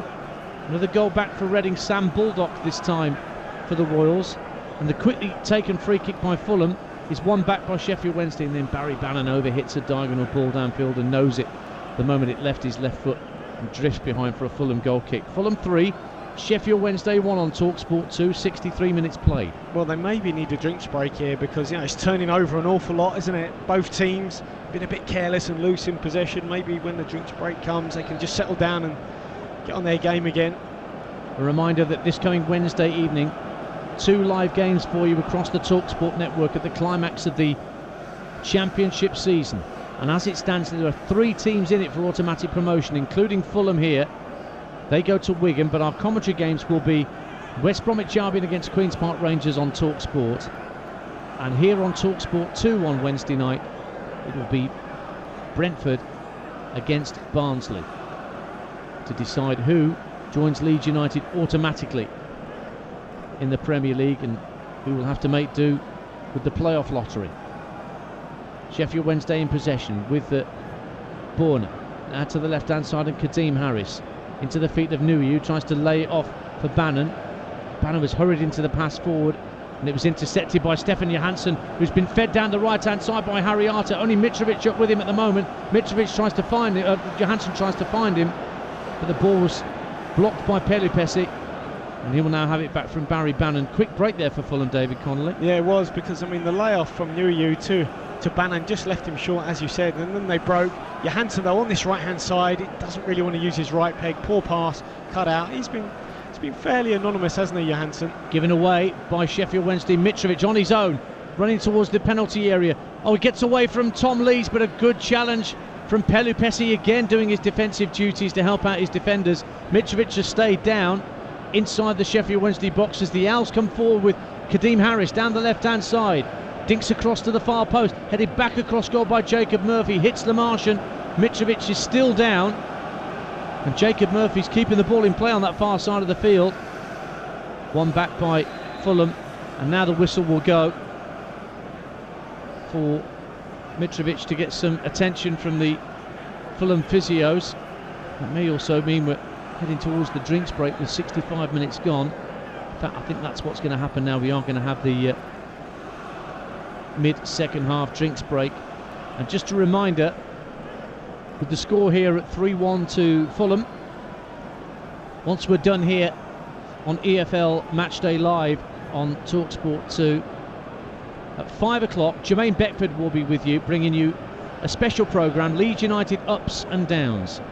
And it's a special programme looking at Leeds' 16-year exile from the Premier League, the few years spent at League One level, let's not forget. And Jermaine Beckford part of that era of Leeds United, those 16 years. Simon Grayson, Bradley Johnson, Brian Dean, Gus Poyet, plus the world boxing champion and Leeds fanatic Josh Warrington. You'll hear from all those guys.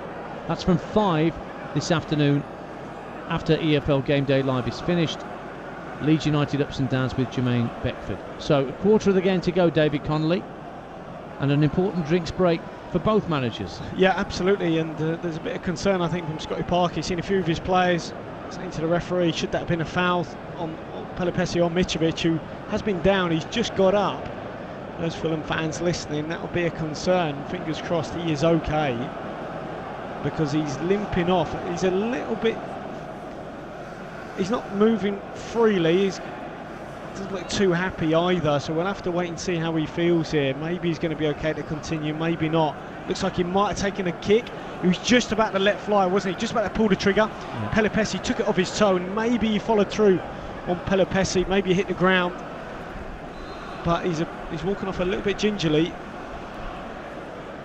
Well, if ever there was a player that was more important than anybody else to Fulham, you could probably make a case for Mitrovic more than anybody else. 26 goals for the season tells its own story. But a change being made meantime. Stefan Johansson is going off for Fulham, and Harrison Reed, who you heard from before kick-off here on EFL Game Day Live, is coming on to replace him on loan from Southampton, of course. When he had a quiet game, Johansson, we just said that, didn't we, before the break. Yeah. Barely been in it, hasn't showed the usual quality. Goals elsewhere. QPR 3, Millwall 1. That's Millwall's lingering playoff ambitions dashed there. Elsewhere in West London, Eberechi Eze with the third for QPR, and Reading a level at Blackburn. 3-3 there at Ewood Park. Yaku Mete with the third for the Royals. We're about to get back underway with the drinks break done and dusted. Mitrovic is going to be back on the field shortly. He's not really had any treatment, has he, since going to the touchline. He's just waiting to come back on, and he is back on. So 11 against 11, and Harrison Reed on for Stefan Johansson for a Fulham change. Well, it'll just give me a little bit more mobility. He can get around the pot. There he is there. Harrison picking up the second ball. A bit more bite to him. Obviously Johansson more of a flair player. Slightly shorter player as well, Harrison Reed. He's done really well a here. A bit quicker across the ground. He has. And I think they need that energy and mobility, because you might look at certain parts of the Fulham side and think they're not quite mobile enough, but with him in there in that engine room, certainly are. Long ball downfield looking for Nuyu for Sheffield Wednesday. He got the head to it, but he just looped straight into the arms of Marek Rodak. Ball's gone downfield. Lovely flick infield from Barry Bannon for Luongo. And now Wickham and Nuyu combine, and Nuyu sends the ball out wide right for Jacob Murphy. Murphy's early ball into the box, and that's claimed well at his near post by Marek Rodak. It's another wasteful ball in from Murphy, because the touch here from Bannon, absolutely brilliant. Headed clear, pops down to him, a little Cruyff turn, little Cruyff flick round the corner, give and go. Within two passes, they're out wide of Murphy again. Then he's got to pick somebody out. Instead, he delivers it straight into the arms of Rodak. That's David Connolly, you can hear alongside me, Ian Danter at Craven Cottage. Just over 20 minutes to go. Fulham 3, Sheffield Wednesday 1. Maybe Millwall aren't quite done yet. Just round the corner from us at the Kai and Prince Foundation Stadium. QPR 3, Millwall 2 now. Sean Hutchinson gets a second for Millwall. They've got to win, really. Cardiff are winning. Swansea are winning. Got to try and stay in touch. Here's Fulham attacking down the left-hand side with Naiskins Kebano. Up against Iorfa, wins a corner off Iorfa, drives it against the defender who puts it behind. Fulham have a corner kick at the Hammersmith end, and they lead 3-1. Will be another set piece. Here's Bannon going over again, just to stand 10 yards from the take-up. And that to me is because they have the height, Wednesday, so they want a more lofted ball into the box. Yeah. It means, you know, some of the taller players can, or the goalkeeper can come and claim it. Well, it's Kebano who's going to take it. Right-footed in-swinger to come from him. Mitrovic and Hector standing around the penalty spot. Arter at the edge of the box for any bits and pieces. In it comes from Kebano, headed out by Nuyu on the 6-yard line. Knockout picks it up in the centre of the Wednesday half. Just turns away from Kadeem Harrison, feeds it back to the halfway line where Tim Ream holds his arm out as if to say, calm down everyone, let's look for another option here. And he plays the ball along the deck looking for Mitrovic, who holds it up really well and backheels into the path of Harrison Reed. Harrison Reed into the area. Michael Hector still up there, and a vital interception by Burner puts it behind for another corner kick to Fulham. Might be a free kick here, is it? Yeah, in fact, he's brought play back. You're quite right, for Harrison Reed, who was clattered into as he released the ball for Hector inside the area. So Fulham now have a free kick at the edge of the D, just to the left of centre. There's a little nick here. Might have been Iorfa on Reed, trying to slip the ball into Mitrovic, but again that burst from Harrison Reed, fantastic, great energy and drive. That's why he's been brought on. So it will be a free kick. Who's standing over this? Well, Knockaert is there. I think it's a right footer Kebano, from this side. yeah, Kebano looks to be favourite at this point, as the referee just applies the vanishing spray for the giant Sheffield Wednesday wall. Yeah, this is where you've got to have someone of real quality. I haven't seen Kebano take that many free kicks. Maybe I could be wrong, but I would have thought Mitrovic or Knockaert would be the one.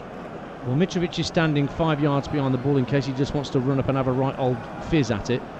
But Kebano's making the more deliberate steps back from the ball. He fancies this, Naiskin's Kebano. Wildsmith waits on his line. It is a huge wall for Sheffield Wednesday with Wickham and Newey who win it. It is Kebano who drives it under the wall. Oh, it's 4-1 Fulham. And to take advantage of a tall wall, what do? You drive it underneath the wall. That's exactly what Kebano's done. And he's got Fulham 4-1 up now.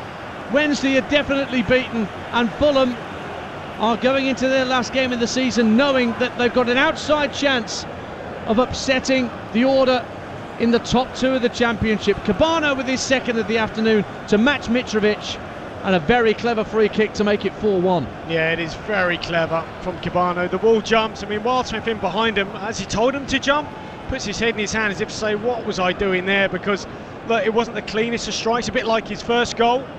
Daisy cutter gone along the ground under the wall. Very clever from Kebano. So suddenly he's got 2 goals for the season. Naiskin's Kebano. And Fulham have restored their 3-goal advantage that they had at the break. Sheffield Wednesday trying to respond on the far side of the field with Jacob Murphy. Good cross from Murphy, headed out by Hector. Under pressure from Nuiu. Kadeem Harris runs into Christie. Loses possession. And it's brought away by Anthony Knockaert. A couple of step overs from him inside his own half, and then squares it infield for Lamartian. Up to halfway, Onomah takes a slightly heavy touch, but Reed can shove it out to the left hand side for Kebano, who, like Mitrovic, is now on a hat-trick. Well, that free kick was one from Harrison Reed, the substitute. Done really well when he came on. Little ball into Mitrovic, then made a run in behind him. Nice layoff. Great energy and drive to get to the box and win the foul. He wants to be involved, Harrison Reed, for these important games that Fulham have got left. Whether indeed it is 3 games that, or 4 games that they've got left. Now here's Wickham for Sheffield Wednesday inside the box, but Christie does enough to put it behind for a corner kick. Just stops Wickham bringing the ball properly down under his control and getting the shot away. But Sheffield Wednesday do have a corner away to our left hand side at the Putney end. 4-1 Fulham lead. And there's going to be a change. Adam Breach is going to come on, I think, for Sheffield Wednesday. It is indeed Adam Breach who's coming on, and going off is Massimo Luongo. See what this corner brings for Sheffield Wednesday. Bannon has it. Reach is now on and just jogs straight into the penalty area to get involved in this corner kick for the Owls. And Reach goes and stands right on the goalkeeper. Here's the kick from Bannon. Up goes Wickham, drops beyond him. Can Wickham get to the second ball? He can't. It's put behind by Christie for another corner for Sheffield Wednesday. Fulham 4-1 up.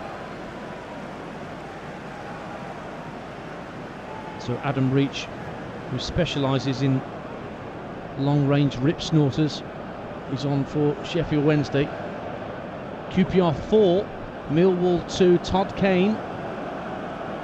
So QPR restore their 2-goal advantage in the second half, dashing Millwall's hopes once again of getting back into it. Bannon's corner for Sheffield Wednesday, drilled into the near post, headed out to the edge of the box by Hector. An important touch from Kebano to keep it away from Kadeem Harris, and then Knockaert almost nicked the ball on halfway. And in fact there will be a chance for a break here for Fulham with a throw if they can play the right ball. Knockaert knocks it back for Josh Onomah. Onomah works it back out to left hand side, and Knockaert early ball into the box looking for Kebano on a hat-trick, but the ball was too close to the keeper, Wildsmith, who claims it. Well, I think certainly Scotty Parker will be really pleased with how they defended that set piece from both sides corners. You know, got their first contact on it, cleared the danger well. So a reminder But with the score of Fulham 4, Sheffield Wednesday 1 here, that means Fulham move on to 80 points, Brentford 81, West Brom 82, ahead of Wednesday night's Championship climax. Reach for Sheffield Wednesday, receives a free kick inside the area and wins a corner off Tim Ream, away to our left-hand side. At the bottom, it'll be basically 3 from 4 as things stand, because with Hull and Luton still drawing 0-0, it's only Barnsley, Luton, Hull and Charlton that are in the relegation mix. And in terms of the playoffs, Cardiff 3 points ahead of Swansea, but only 1 goal better in terms of goal difference. It's Barry Bannon with the corner kick for Sheffield Wednesday. Again flicked towards goal by Nui, who cleared away. Murphy sends it back in, it's gone in! Jacob Murphy pulls another one back for Sheffield Wednesday. The original corner from Bannon did cause problems. Fulham cleared their lines to the edge of the box, but it came straight back to Jacob Murphy, the substitute, who steered it in from the edge of the area with his left foot. And maybe Sheffield Wednesday aren't quite done yet. It's Fulham 4, Sheffield Wednesday 2. Well, the ball just breaks to Murphy on the edge of the box with his left pegger, takes a really massive deflection. I think it's off Kebano, just takes it past Rodak. And with that, they've made a change Wednesday. Yeah, Bobby Decordova-Reid is coming on for Naiskins Kebano, and Josh Onoma is also coming off. Just seeing who's coming on to replace him. Tom Kearney is coming on for him. In the meantime, Sheffield Wednesday have also made a change. Young Alex Hunt from the Sheffield Wednesday Academy, a midfield player, he's come on for Joey Pelupesi. Well, I think Fulham fans are really pleased to see Tom Kearney now back on the pitch. I think they might have missed him, certainly in the West Brom game. That creativity they may need. So Decordova-Reid is on the field and trying to hassle and harry Dominic Iorfa down the Fulham left-hand side. Just lays it off for Arter. Early ball intended for Kearney down that left-hand side, but it's gone straight through to Wildsmith in the Sheffield Wednesday penalty area. Long ball downfield. Looks to put Nuiu away, but it's bounced away from him and through to the keeper. So 12 minutes to go, less than that now. Well, I hope. Well, still a ghost of a chance for Sheffield Wednesday here. Yeah, I mean, look, Kebano's come off, and I think he's been the man of the match, to be honest. I don't think that deflection will really count against him. His confidence should be sky high, which will be really important with the games coming up.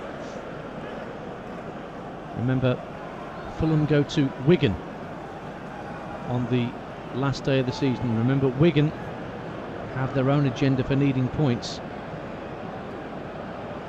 with a 12-point deduction to come. If things stay as they are, they're on 58 points. They go down to 46, but they do have a much better goal difference, so actually Wigan may not have a great deal to play for on Wednesday night, David Connolly. If Hull and Luton stay on 46 points, Wigan would have the 12 points taken off them to go on to 46 themselves, but they've got a +1 goal difference. Hull's is -26 and Luton's is -30. Yeah, I think we can assume there's going to be no turnaround in that particular statistic. And what a job that is that Paul Cook and his players will have done, incidentally. very credible. A former side of mine. Really pleased, obviously. And the pressure's on, they've delivered, that's for sure. Mitrovic chests the ball down for Bobby Decordova-Reid, and he gives it back to Mitrovic, who's charging towards the halfway line, but back comes Kadeem Harris and does really well on the cover to guide the ball back to his goalkeeper Wildsmith, and then a long ball hit downfield, asking Jacob Murphy to get in behind Lamartian. He's there, but there's no support for him at the minute, but he's done well to win a corner kick for Sheffield Wednesday at the Putney end, away to our right. 4-2. Yeah, great pace there from Murphy, just to make something out of nothing. Saw that from Kebano, didn't we, for Fulham, certainly in the first half. Murphy here down this right, I mean, he's got his hands on his head, he's done a lot of running, hasn't he, since he's come on. It's been a great outlet, just raiding for them down that right hand side. Maybe his final ball could have been a bit better a couple of times. So it's going to be a left-footed in-swinging corner for Barry Bannon of Sheffield Wednesday. Into the near post, along the deck, hit up in the air by Adam Reach, chested down by Nui, who gives it back out to Bannon. Delivery back into the near post, Harrison Reed heads clear. Knocked down by Alex Hunt, down the right-hand side of the area for Sheffield Wednesday. Nuhiu finds Bannon. Bannon with a deeper cross this time, just over the head of Iorfa. Thought about climbing, but then runs outside the penalty area to retrieve it. Jacob Murphy, left-hand side, plays a little 1-2 with Kadeem Harris. Faced up by Kearney. Thought about swinging across into the box, but gives it back to Kadeem Harris. He hits a diagonal ball, seeking out Barry Bannon. Bannon's got it, dashing towards the corner flag and keeps it in play. Works it back 10 yards or so for Adam Reach. Reach hits a crossing for Sheffield Wednesday. Nuhiu goes up, but he can't connect with it. The ball drifts behind for a Fulham goal kick with 8 minutes of normal time to go on TalkSport 2. Your home of the EFL. It's 4-2 to Fulham. Well, they just got closer and closer to the Fulham box, didn't they, Wednesday? And then eventually they kept passing the ball backwards and then delivering from deeper. I think at times they could have just got the ball in a much better area Wednesday. So a goal kick for Marek Rodak. Nottingham Forest are pretty much assured of their playoff place, of course. They play Barnsley tomorrow. That's live on TalkSport 2. Whilst champions Leeds, will they get the guard of honour from Derby County after all Spygate from last year? We'll soon find out. That's live on TalkSport. Well, it just shows, doesn't it, this season, you know, there are other sides that can do with Leeds in terms of, you know, maybe choke at the end. Here's Jacob Murphy for Sheffield Wednesday. Oh, neatly infield. He was being pulled back by Bobby Decordova-Reid. Be a yellow card for the Fulham substitute for tugging the shirt of his opposite number 14.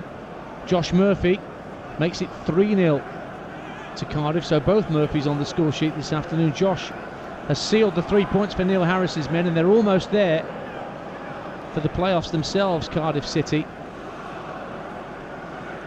They play Hull on Wednesday night. 3 points ahead of Swansea, who go to Reading. Free kick from Murphy, swung in, headed out by the Fulham back line, and sent downfield, but Wildsmith will hold on to it. Big goal at the bottom. Hull City 0, Luton Town 1. Kazenga Lualua for Luton Town.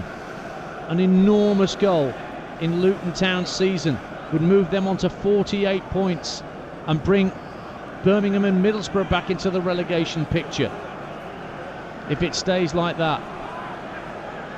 How are you, Dance? You okay? Yeah, well, if we go down, we go down. If you go down, you deserve to, by and large, don't you? And Birmingham's form since, well, a very long time ago, absolutely shocking. Haven't won a game in, can't remember the last time we won a game. It's what, 13 without a win before today. When was our last win? 11th of February, there you go, against Barnsley. But Kazenga Lualua pressures goal for Nathan Jones and Fulham. Are the Hatters going to somehow effect an extraordinary escape? And that would mean Hull are relegated as things stand. I can't see them. Well, again, the goal difference just does for them. Yeah, I mean, look, they've found it hard as well, those sides that have come up. We were discussing this, weren't we, earlier, in terms of how Wickham will do, and you look at Barnsley and Luton, Charlton, obviously found it really difficult this season.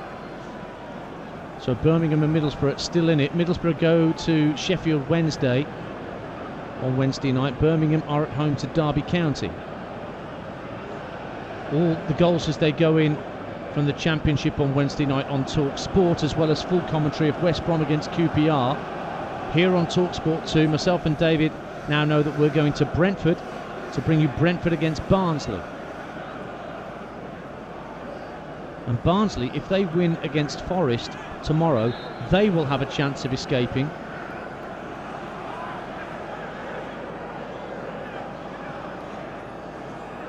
If they get the right result on Wednesday night. 5 minutes to go here at Craven Cottage, and Fulham 4-2 up. And Sheffield Wednesday, who have had their moments in this second half, just appear to have lost their impetus and lost their pressing game that was getting Fulham a little concerned. We're just going back to Rodak there. I mean, he's sort of taking a sidewinder volley kick, trying to aim for Mitrovic, but he's put far too much on it. run straight through to Wildsmith. This is where I think he's got to be a bit clever, a bit cuter. If he is going to aim for Mitrovic, just try and drop it into him. Well, you mentioned distribution being Marek Rodak's least effective part of his game. Cyrus Christie just limping in the right back position as he moves towards our commentary position. A couple more changes being readied by Stuart Gray. There's a Fulham bench down there. It's a very attacking team he selected, wasn't it, here as well, if you think about it, and also against West Brom. I just wonder, with that amount of attacking talent on the pitch, some sides maybe, if they are, well, it depends if they are in the playoffs, they'll be able to be picked off. Or would you back their attackers against other opponents? Blackburn 4, Reading 3. Blackburn back in front through Sam Gallagher at Ewood Park. And Middlesbrough have a late consolation against Cardiff City. Middlesbrough 1, Cardiff 3, Brit Assombalonga. But the big goal at the bottom is the one for Luton Town at Hull City, which will relegate the Tigers.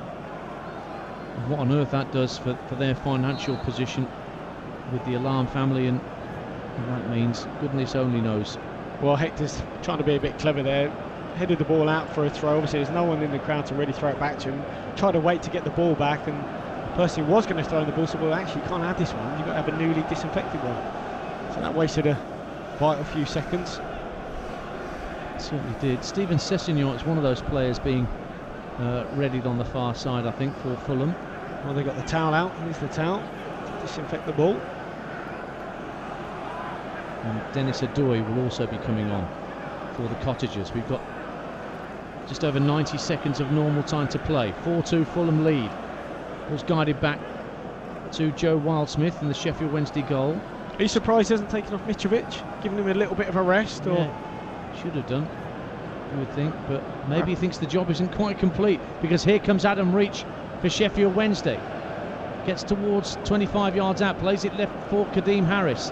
Harris trying to work some space for a shot. He's running across the line from left to right, being forced out by Hector, and then feeds it out to the right hand side, and Jacob Murphy. Murphy's cross, Nuhiu! It's 4-3.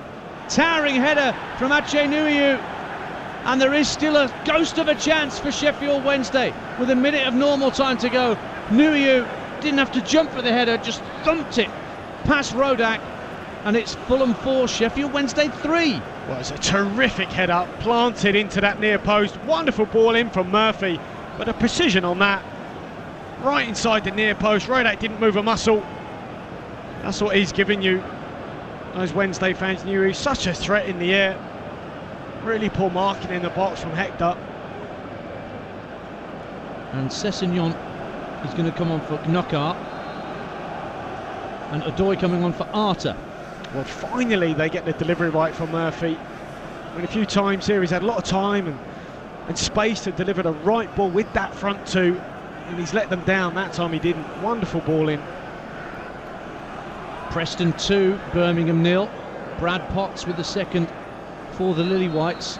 Preston, remember, can't really get involved in the playoff pack now. Cardiff's win and Swansea's impending win will mean they've just run out of games. So another nearly but not quite season for Preston, David, in the race for the playoffs.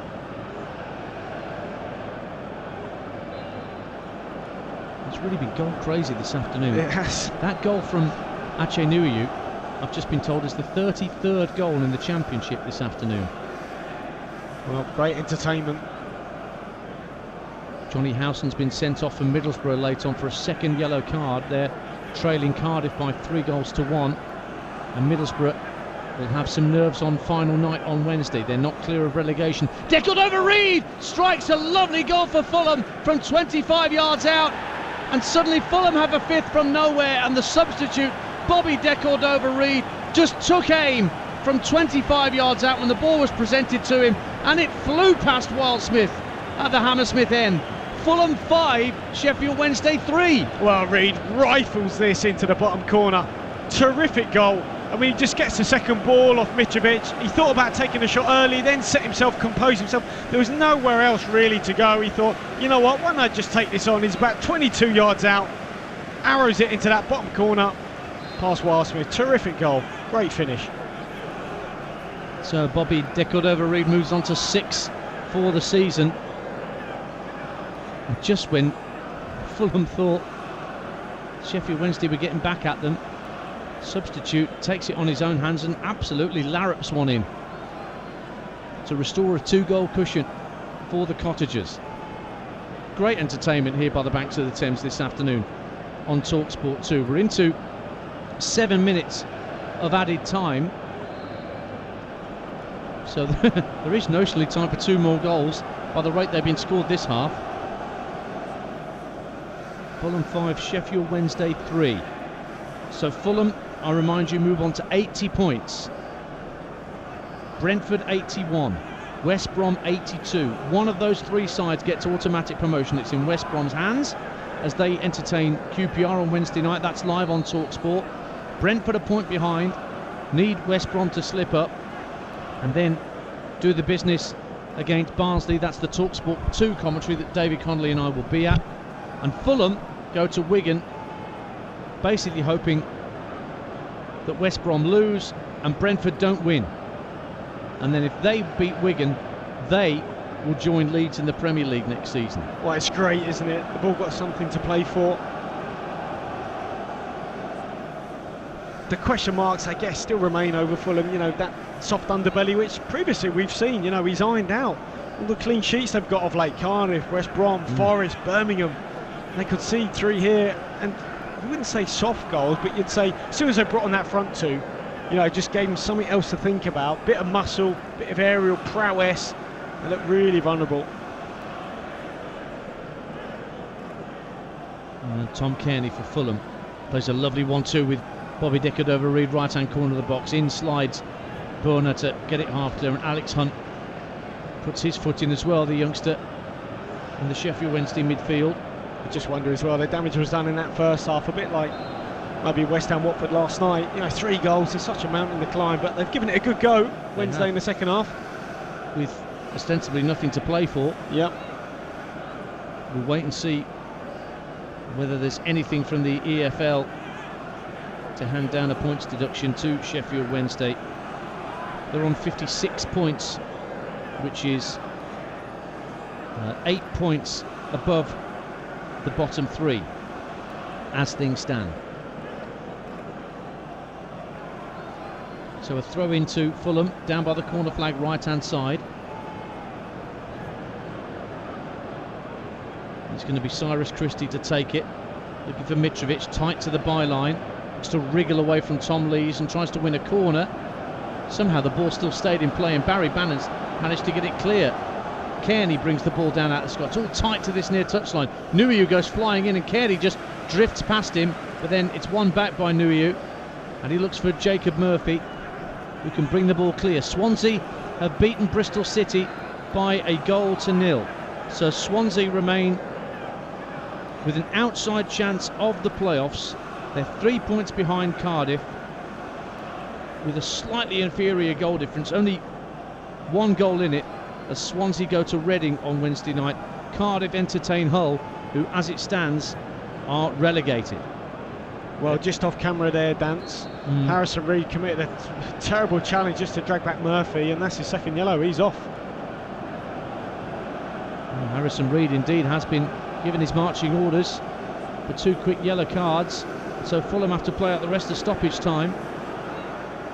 A man light, and Harrison Reed will be unavailable for the final game of the season.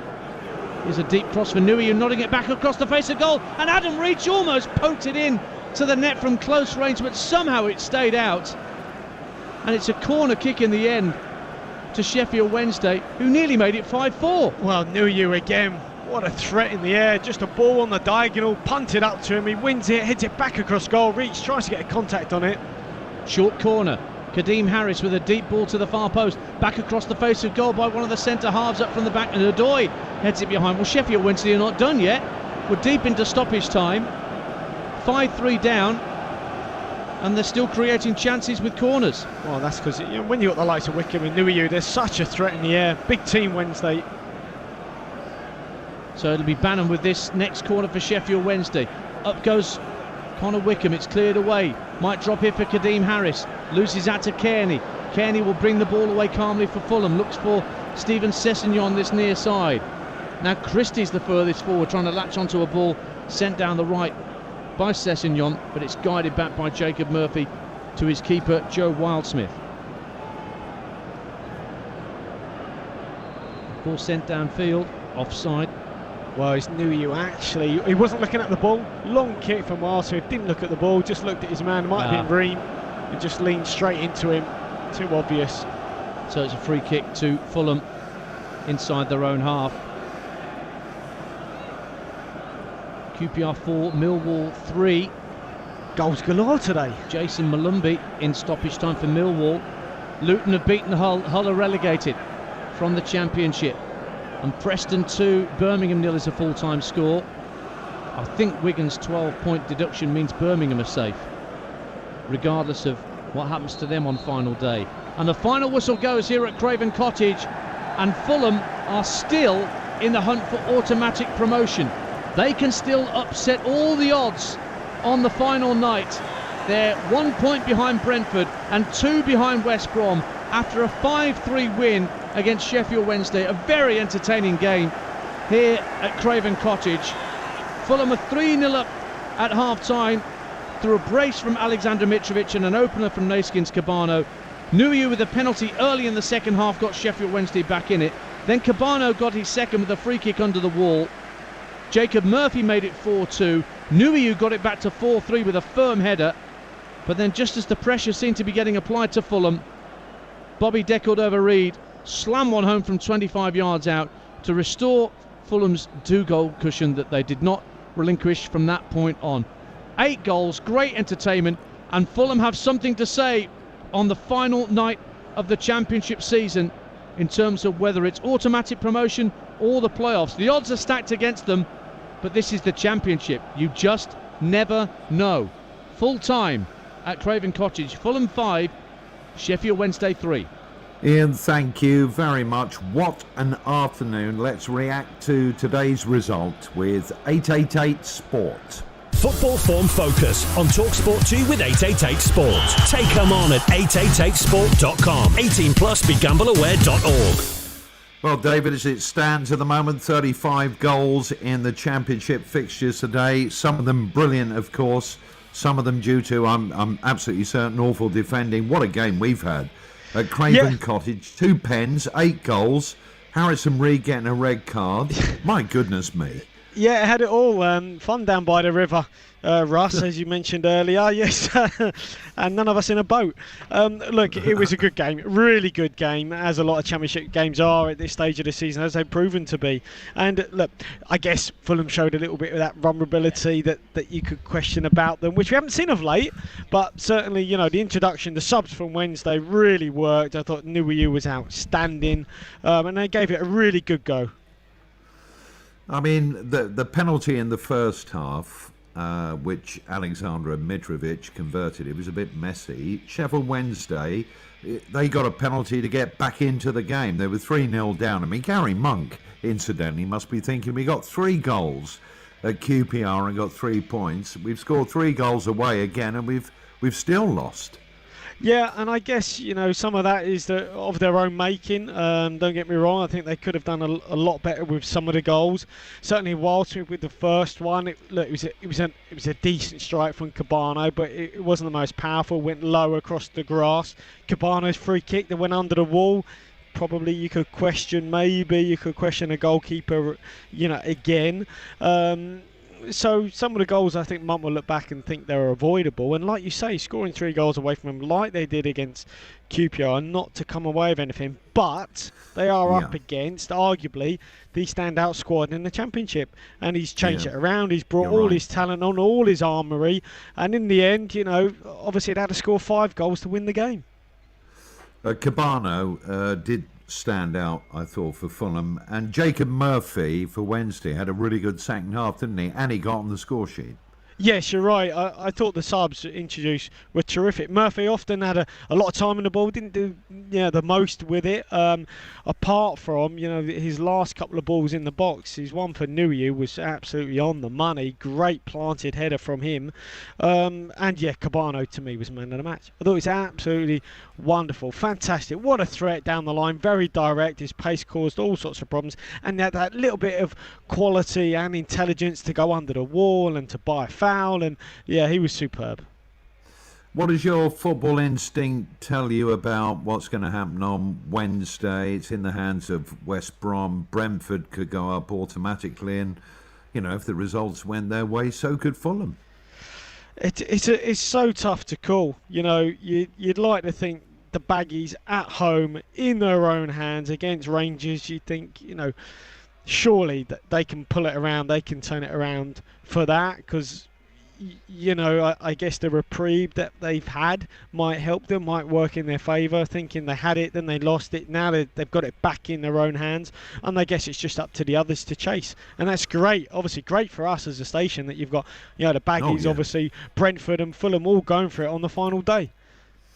Yes, Wednesday is going to be a very interesting day if you're a follower of the Championship. Wednesday night, West Brom against QPR, and around the grounds over on TalkSport. Here on TalkSport 2, Brentford against Barnsley. We will know by the end of play that night who's going to join Leeds United back in the Premier League for the first time in 16 years, and congratulations to them. There we are with 888 Sport. Just a reminder, please gamble responsibly. 18s and overs, please, and begambleaware.org. Football Form Focus on TalkSport 2 with 888 Sport. Play responsibly within your limits. Safer, better, together. 18 plus begambleaware.org.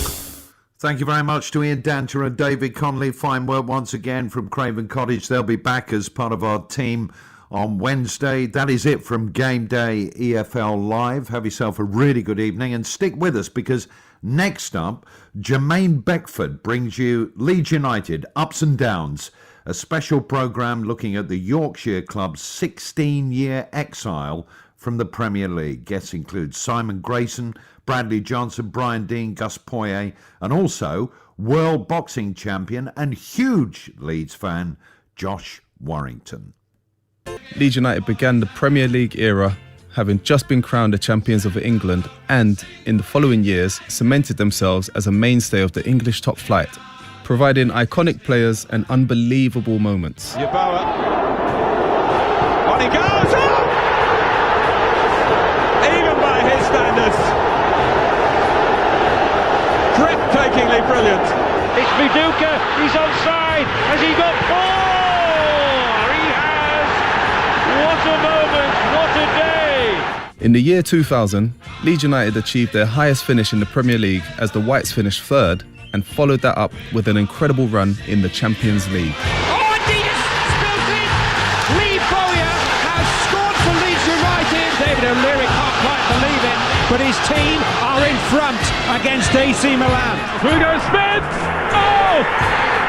Unbelievable! It's another magnificent result for David O'Leary's team, and they have outplayed Anderlecht on their own patch here.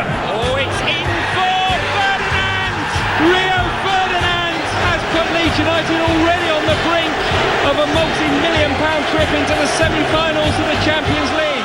Leeds eventually lost 3-0 to Valencia at the semi-final stage, and exactly 3 years later, on the 8th of May 2004, the club was relegated from the Premier League. It is the end of the Premier League road for Leeds United. I'm former Leeds United striker Jermaine Beckford, and for the next hour on TalkSport, we'll tell the story of the Yorkshire club's 16 years outside the Premier League in this special programme, Leeds United Ups and Downs.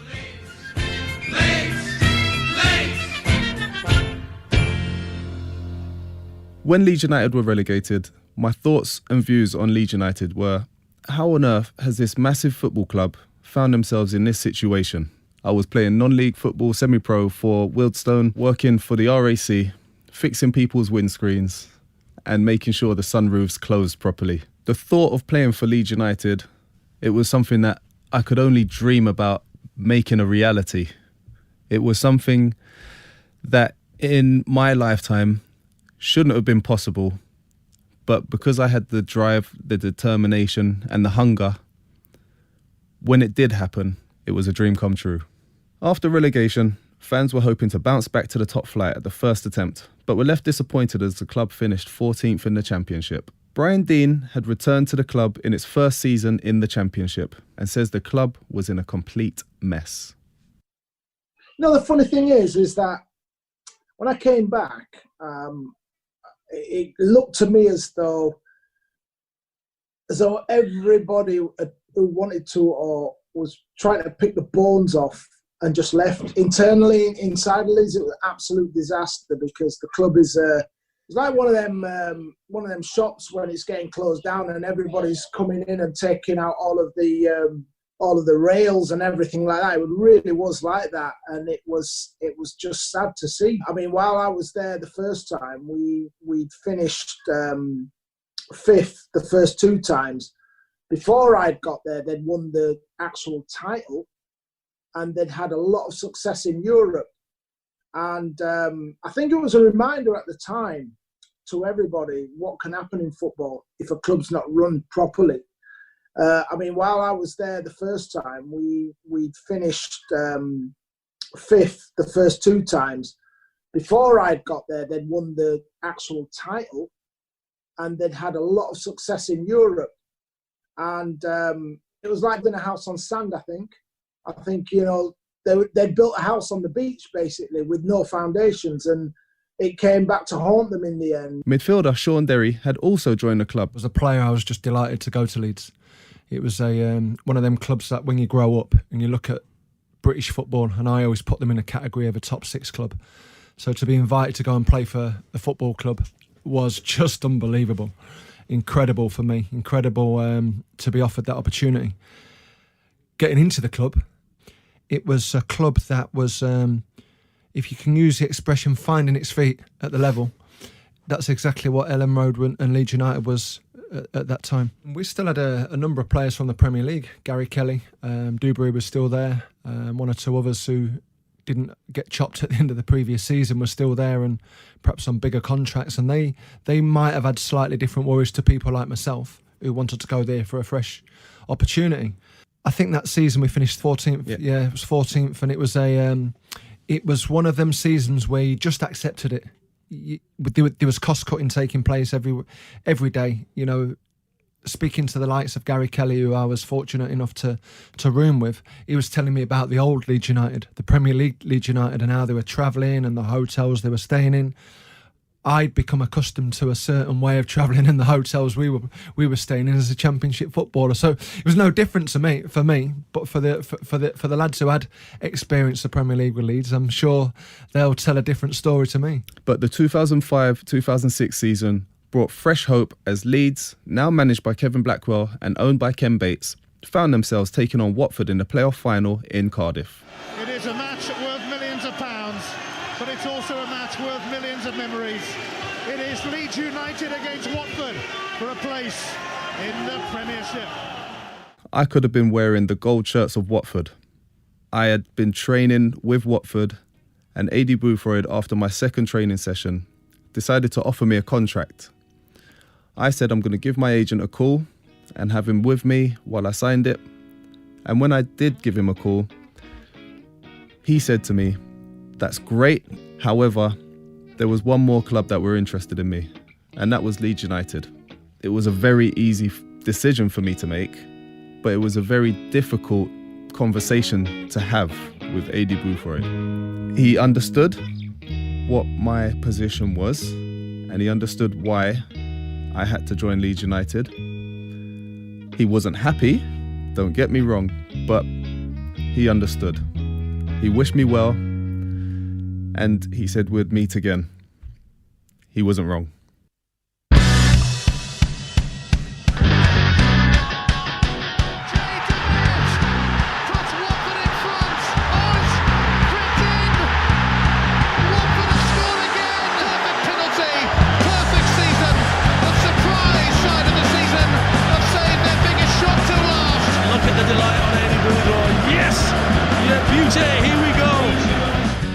On the losing team. Unfortunately, I wasn't in the squad. So after the game finished, he said to me, "I told you, you should have joined us." I said I didn't mind because I was at an amazing club with amazing fans and an amazing opportunity in front of me. I didn't make the matchday squad, but one man who was on the pitch that day was Sean Derry. Really weird. I've lost a playoff final before and this was very much different. I think, again, the word expectation was massive because having beat Preston in the semis, respectfully to Watford, I think most people expected us just to turn up and be the out-and-out winner heading back to the Premier League. Obviously, you know, those in and around the football club and the players in particular know that was a different challenge altogether. We just didn't turn up. I don't think the management turned up. I don't think the coaches turned up. The players definitely didn't turn up. It was just a perfect storm on the day. We're up against a really dogged, determined Watford team. We'd made a number of changes as well. We had a couple of red cards in the second leg of the semi-final, so that affected team selection. And I think